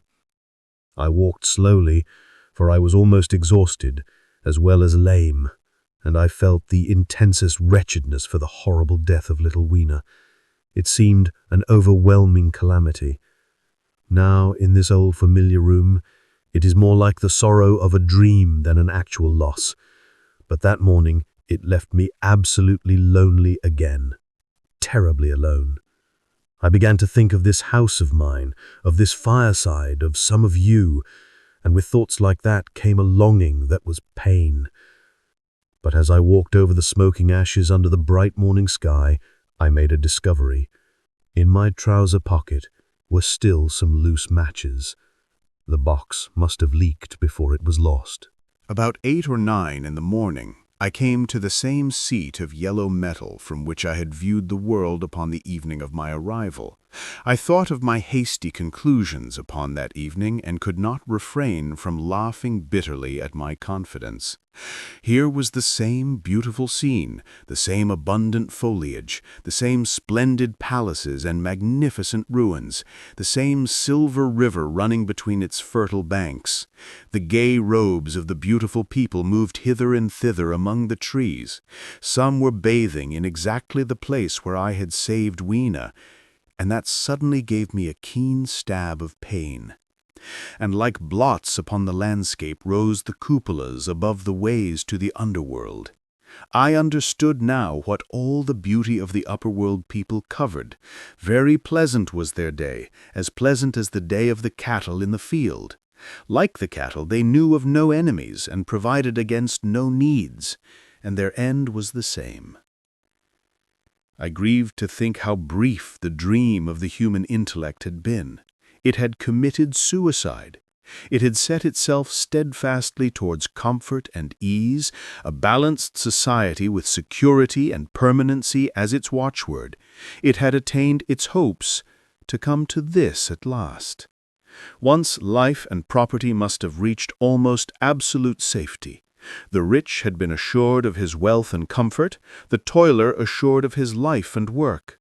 No doubt in that perfect world there had been no unemployment problem, no social question left unsolved, and a great quiet had followed. It is a law of nature we overlook that intellectual versatility is the compensation for change, danger, and trouble. An animal perfectly in harmony with its environment is a perfect mechanism. Nature never appeals to intelligence until habit and instinct are useless. There is no intelligence where there is no change and no need of change. Only those animals partake of intelligence that have to meet a huge variety of needs and dangers. So as I see it, the upper-world man had drifted towards his feeble prettiness, and the underworld to mere mechanical industry. But that perfect state had lacked one thing even for mechanical perfection: absolute permanency. Apparently, as time went on, the feeding of an underworld, however it was effected, had become disjointed. Mother Necessity, who had been staved off for a few thousand years, came back again, and she began below. The underworld being in contact with machinery, which, however perfect, still needs some little thought outside habit, had probably retained perforce rather more initiative, if less of every other human character, than the upper. And when other meat failed them, they turned to what old habit had hitherto forbidden. So I say I saw it in my last view of the world of 800,701. It may be as wrong an explanation as mortal wit could invent. It is how the thing shaped itself to me, and as that I give it to you.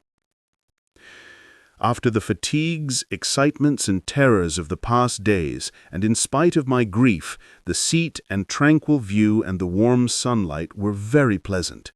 I was very tired and sleepy, and soon my theorizing passed into dozing. Catching myself at that, I took my own hint, and spreading myself out on the turf, I had a long and refreshing sleep. I awoke a little before sunsetting. I now felt safe against being caught napping by the Morlocks, and stretching myself, I came on down the hill towards the White Sphinx. I had my crowbar in one hand, and the other hand played with the matches in my pocket. And now came a most unexpected thing. As I approached the pedestal of the Sphinx, I found the bronze valves were open. They had slid down into grooves. At that I stopped short before them, hesitating to enter. Within was a small apartment, and on a raised place in the corner of this was the time machine. I had the small levers in my pocket, so here, after all, my elaborate preparations for the siege of the White Sphinx was a meek surrender. I threw my iron bar away, almost sorry not to use it. A sudden thought came into my head as I stooped towards the portal. For once I at least grasped the mental operations of the Morlocks. Suppressing a strong inclination to laugh, I stepped through the bronze frame and up to the time machine. I was surprised to find it had been carefully oiled and cleaned. I have suspected since that the Morlocks had even partially taken it to pieces while trying in their dim way to grasp its purpose. Now, as I stood and examined it, finding a pleasure in the mere touch of the contrivance, the thing I expected happened. The bronze panels suddenly slid up and struck the frame with a clang. I was in the dark, trapped. So the Morlocks thought. At that I chuckled gleefully. I could already hear their murmuring laughter as they came towards me. Very calmly I tried to strike the match. I had only to fix on the levers and depart then like a ghost. But I had overlooked one little thing. The matches were of that abominable kind that light only on the box.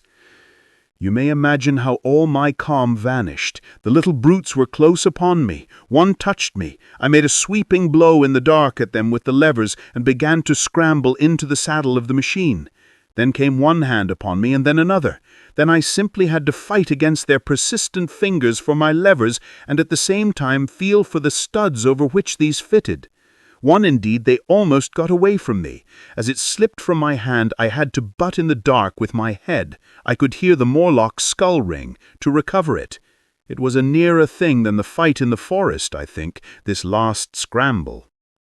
But at last the lever was fixed and pulled over. The clinging hand slipped from me. The darkness presently fell from my eyes. I found myself in the same grey light and turmoil I have already described.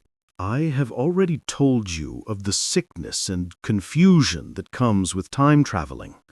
And this time I was not seated properly in the saddle, but sideways and in an unstable fashion. For an indefinite time I clung to the machine as it swayed and vibrated, quite unheeding how I went, and when I brought myself to look at the dials again, I was amazed to find where I had arrived. One dial records days, and another thousands of days, another millions of days, and another thousands of millions of days. Now, instead of reversing the levers, I had pulled them over so as to go forward with them, and when I came to look at these indicators, I found that the thousands hand was sweeping round as fast as the seconds hand of a watch, into futurity. As I drove on, a peculiar change crept over the appearance of things. The palpitating grayness grew darker. Then, though I was still traveling with prodigious velocity, the blinking succession of day and night, which was usually indicative of a slower pace, returned and grew more and more marked. This puzzled me very much at first. The alternations of night and day grew slower and slower, and so did the passage of the sun across the sky, until they seemed to stretch through centuries. At last, a steady twilight brooded over the earth, a twilight only broken now and then when a comet glared across the darkling sky. The band of light that had indicated the sun had long since disappeared, for the sun had ceased to set. It simply rose and fell in the west and grew ever broader and more red. All trace of the moon had vanished. The circling of the stars, growing slower and slower, had given place to creeping points of light. At last, some time before I stopped, the sun, red and very large, halted motionless upon the horizon, a vast dome glowing with a dull heat and now and then suffering a momentary extinction. At one time it had for a little while glowed more brilliantly again, but it speedily reverted to its sullen red heat. I perceived by this slowing down of its rising and setting that the work of the tidal drag was done. The earth had come to rest with one face to the sun, even as in our own time the moon faces the earth. Very cautiously, for I remembered my former headlong fall, I began to reverse my motion. Slower and slower went the circling hands until the thousands one seemed motionless, and the daily one was no longer a mere mist on its scale. Still slower until the dim outlines of a desolate beach grew visible. I stopped very gently and sat upon the time machine, looking around me. The sky was no longer blue. Northeastward it was inky black, and out of the blackness shone brightly and steadily the pale white stars. Overhead it was a deep Indian red and starless, and southeastward it grew brighter to a glowing scarlet, where, cut by the horizon, lay the huge hull of the sun, red and motionless. The rocks about me were of a harsh reddish color, and all the trace of life that I could see at first was the intensely green vegetation that grew on every projecting point on their southeastern face. It was the same rich green that one sees on forest moss or on the lichen in caves, plants which like these grow in a perpetual twilight. The machine was standing on a sloping beach. The sea stretched away to the southwest to rise into a sharp bright horizon against the wan sky. There were no breakers and no waves, for not a breath of wind was stirring. Only a slight oily swell rose and fell like a gentle breathing, and showed that the eternal sea was still moving and living. And along the margin where the water sometimes broke was a thick incrustation of salt, pink under the lurid sky. There was a sense of oppression in my head, and I noticed that I was breathing very fast.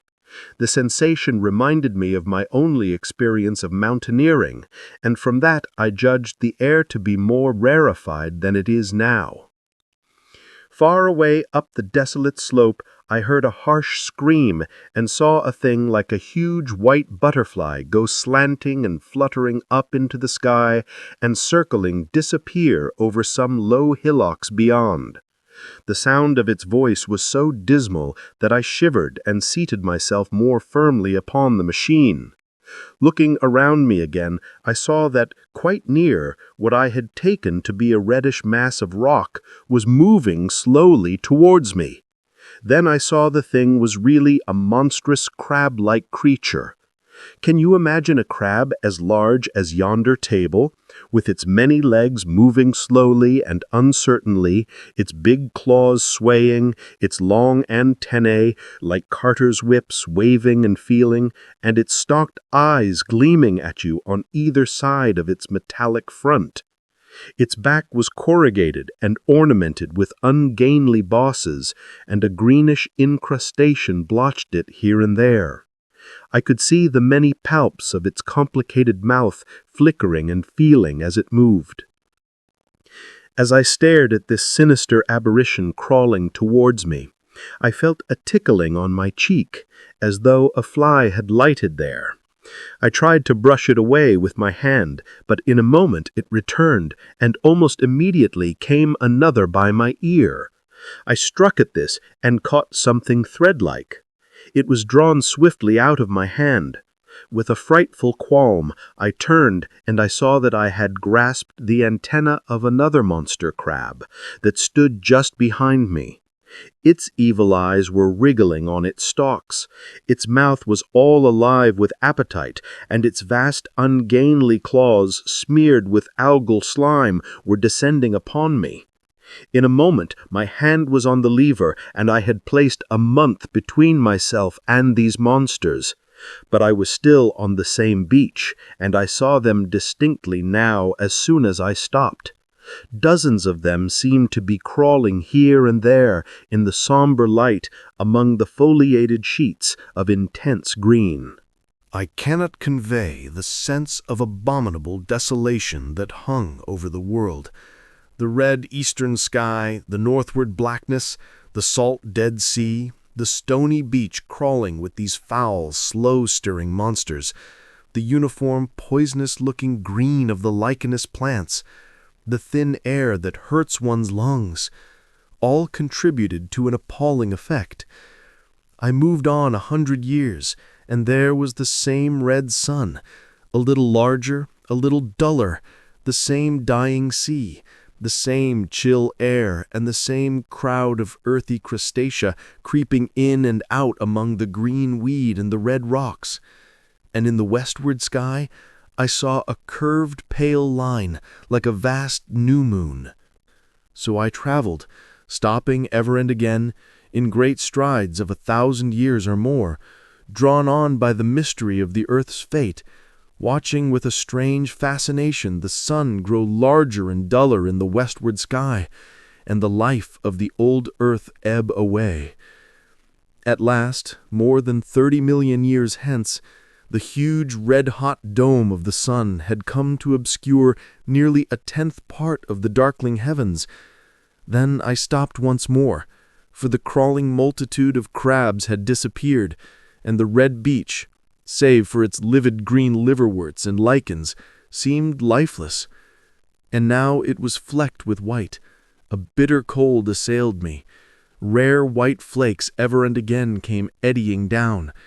To the northeastward, the glare of snow lay under the starlight of the sable sky, and I could see an undulating crest of hillocks, pinkish white.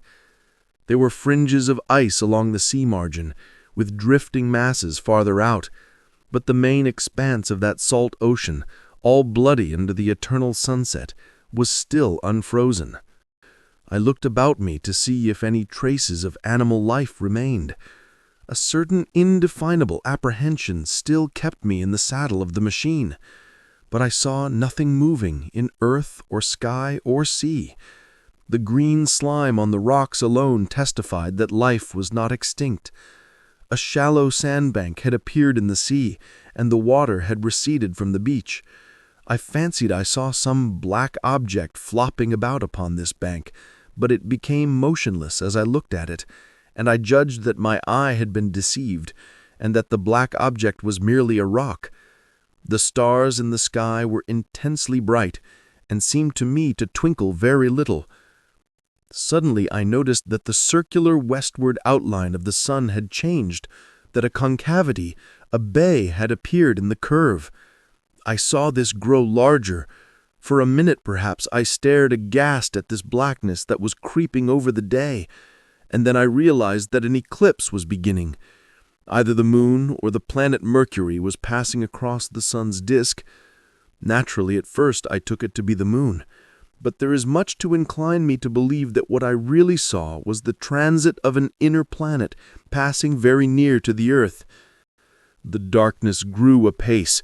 A cold wind began to blow in freshening gusts from the east, and showering white flakes in the air increased in number. From the edge of the sea came a ripple and whisper.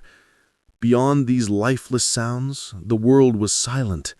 Silent? It would be hard to convey the stillness of it. All the sounds of man, the bleating of sheep, the cries of birds, the hum of insects, the stir that makes the background of our lives, all that was over. As the darkness thickened, the eddying flakes grew more abundant, dancing before my eyes, and the cold of the air more intense. At last, one by one, swiftly, one after the other, the white peaks of the distant hills vanished into blackness. The breeze rose to a moaning wind. I saw the black central shadow of the eclipse sweeping towards me. In another moment, the pale stars alone were visible. All else was rayless obscurity. The sky was absolutely black. A horror of this great darkness came on me. The cold that smote to my marrow and the pain I felt in breathing overcame me. I shivered, and a deadly nausea seized me. Then, like a red-hot bow in the sky, appeared the edge of the sun. I got off the machine to recover myself. I felt giddy and incapable of facing the return journey. As I stood sick and confused, I saw again the moving thing on the shoal. There was no mistake now that it was a moving thing. Against the red water of the sea. It was a round thing, the size of a football perhaps, or it may be bigger, and tentacles trailed down from it. It seemed black against the weltering blood-red water, and it was hopping fitfully about. Then I felt that I was fainting. But a terrible dread of lying helpless in that remote and awful twilight sustained me while I clambered onto the saddle. So I came back. For a long time I must have been insensible upon the machine. The blinking succession of the days and nights was resumed. The sun got golden again, the sky blue. I breathed with greater freedom. The fluctuating contours of the land ebbed and flowed. The hands spun backward upon the dials. At last I saw again the dim shadows of houses, the evidences of decadent humanity. These, too, changed and passed, and others came. Presently, when the million dial was at 0, I slackened speed. I began to recognize our own pretty and familiar architecture. The thousands' hand ran back to the starting point. The night and day flapped slower and slower. Then the old walls of the laboratory came round me. Very gently now, I slowed the mechanism down. I saw one little thing that seemed odd to me. I think I have told you that when I set out, before my velocity became very high, Mrs. Watchett had walked across the room, traveling, as it seemed to me, like a rocket. As I returned, I passed again across that minute when she traversed the laboratory.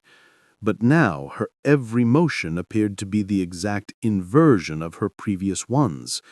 The door at the lower end opened, and she glided quietly up the laboratory, back foremost, and disappeared behind the door by which she had previously entered. Just before that I seemed to see Hillier for a moment, but he passed like a flash. Then I stopped the machine and saw about me again the old familiar laboratory, my tools, my appliances, just as I had left them. I got off the thing very shakily and sat down upon my bench. For several minutes I trembled violently. Then I became calmer. Around me was my old workshop again, exactly as it had been. I might have slept there, and the whole thing have been a dream. And yet, not exactly. The thing had started from the southeast corner of the laboratory. It had come to rest again in the northwest, against the wall where you saw it. That gives you the exact distance from my little lawn to the pedestal of the White Sphinx, into which the Morlocks had carried my machine. For a time my brain went stagnant. Presently, I got up and came through the passage here, limping because my heel was still painful and feeling sorely begrimed. I saw the Pall Mall Gazette on the table by the door. I found the date was indeed today, and looking at the timepiece, saw the hour was almost 8 o'clock. I heard your voices and the clatter of plates. I hesitated. I felt so sick and weak. Then I sniffed good wholesome meat and opened the door on you. You know the rest. I washed and dined, and now I am telling you the story. "I know," he said after a pause, "that all this will be absolutely incredible to you. But to me the one incredible thing is that I am here tonight in this old familiar room looking into your friendly faces and telling you these strange adventures." He looked at the medical man. "No, I cannot expect you to believe it. Take it as a lie or a prophecy. Say I dreamed it in the workshop. Consider I have been speculating upon the destinies of our race until I have hatched this fiction. Treat my assertion of its truth as a mere stroke of art to enhance its interest. And taking it as a story, what do you think of it?" He took up his pipe and began in his old accustomed manner to tap with it nervously upon the bars of the grate. There was a momentary stillness, then chairs began to creak and shoes to scrape upon the carpet. I took my eyes off the time-traveler's face and looked around at his audience. They were in the dark, and little spots of color swam before them. The medical man seemed absorbed in the contemplation of our host. The editor was looking hard at the end of his cigar, the sixth. The journalist fumbled for his watch. The others, as far as I remember, were motionless. The editor stood up with a sigh. "What a pity it is you're not a writer of stories," he said, putting his hand on the time-traveler's shoulder. "You don't believe it? Well, I thought not." The time-traveler turned to us. "Where are the matches?" he said. He lit one and spoke over his pipe, puffing. "To tell you the truth, I hardly believe it myself, and yet—" His eye fell with a mute inquiry upon the withered white flowers on the little table. Then he turned over the hand holding his pipe, and I saw he was looking at some half-healed scars on his knuckles. The medical man rose, came to the lamp, and examined the flowers. "The genicum is odd," he said. The psychologist leant forward to see, holding out his hand for a specimen. "I'm hanged if it isn't 1:15, said the journalist. "How shall we get home?" "Plenty of cabs at the station," said the psychologist. "It's a curious thing," said the medical man, "but I certainly don't know the natural order of these flowers. May I have them?" The time-traveler hesitated, then suddenly, "Certainly not." "Where did you really get them?" said the medical man. The time-traveler put his hand to his head. He spoke like one who was trying to hold on to an idea that eluded him. "They were put into my pocket by Weena when I traveled into time." He stared round the room. "I'm damned if it isn't all going. This room, and you, and the atmosphere of every day is too much for my memory. Did I ever make a time machine, or a model of a time machine? Or is it all only a dream? They say life is a dream, a precious poor dream at times, but I can't stand another that won't fit. It's madness. And where did the dream come from? I must look at that machine, if there is one." He caught up the lamp swiftly and carried it, flaring red, through the door into the corridor. We followed him. There in the flickering light of the lamp was the machine sure enough, squat, ugly and askew, a thing of brass, ebony, ivory, and translucent glimmering quartz. Solid to the touch, for I put out my hand and felt the rail of it, and brown spots and smears on the ivory, and bits of grass and moss on the lower parts, and one rail bent awry. The time traveler put the lamp down on the bench and ran his hand along the damaged rail. "It's all right now," he said. "The story I told you was true. I'm sorry to have brought you out here in the cold." He took up the lamp, and in an absolute silence we returned to the smoking room. He came into the hall with us and helped the editor on his coat. The medical man looked into his face and with a certain hesitation told him he was suffering from overwork, at which he laughed hugely. I remember him standing in the open doorway, bawling good night. I shared a cab with the editor. He thought the tale a gaudy lie. For my part, I was unable to come to a conclusion. The story was so fantastic and incredible, the telling so sober and credible. I lay awake most of the night thinking about it.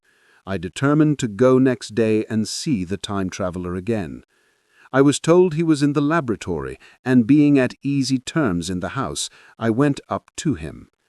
The laboratory, however, was empty. I stared for a minute at the time machine and put out my hand and touched the lever. At that, the squat, substantial-looking mass swayed like a bough shaken by the wind. Its instability startled me extremely, and I had a queer reminiscence of the childish days when I used to be forbidden to meddle. I came back through the corridor. The time traveler met me in the smoking room. He was coming from the house. He had a small camera under one arm and a knapsack under the other. He laughed when he saw me and gave me an elbow to shake. "I'm frightfully busy with that thing in there," he said. "But is it not some hoax?" I said. "Do you really travel through time?" "Really and truly I do." And he looked frankly into my eyes. He hesitated.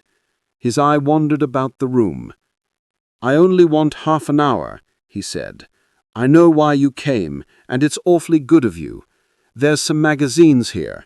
If you'll stop to lunch, I'll prove this time-traveling up to the hilt, specimens and all, if you'll forgive me leaving you now." I consented, hardly comprehending then the full import of his words, and he nodded and went on down the corridor. I heard the door of the laboratory slam, seated myself in a chair, and took up a daily paper. What was he going to do before lunchtime? Then suddenly I was reminded by an advertisement that I had promised to meet Richardson, the publisher, at 2. I looked at my watch and saw that I could barely save that engagement. I got up and went down the passage to tell the time traveler.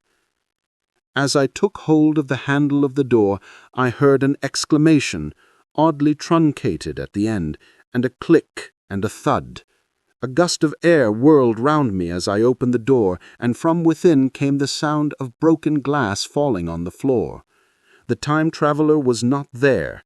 I seemed to see a ghostly, indistinct figure sitting in a whirling mass of black and brass for a moment. A figure so transparent that the bench behind it, with the sheets of drawings, was absolutely distinct. But this phantasm vanished as I rubbed my eyes.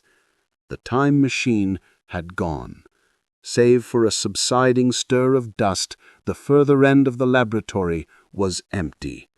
A pane of the skylight had apparently just been blown in. I felt an unreasonable amazement. I knew that something strange had happened, and for the moment could not distinguish what the strange thing might be. As I stood staring, the door into the garden opened, and the manservant appeared. We looked at each other. Then ideas began to come. "Has Mr. gone out that way?" I said. "No, sir. No one has come out this way. I was expecting to find him here." At that I understood.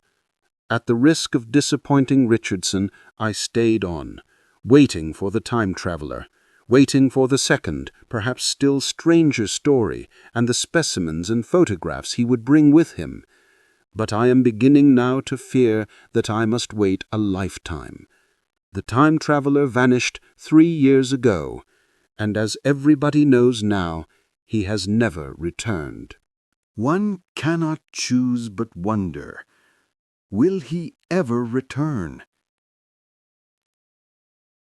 It may be that he swept back into the past and fell among the blood-drinking, hairy savages of the age of unpolished stone, into the abysses of the Cretaceous Sea, or among the grotesque saurians, the huge reptilian brutes of the Jurassic times.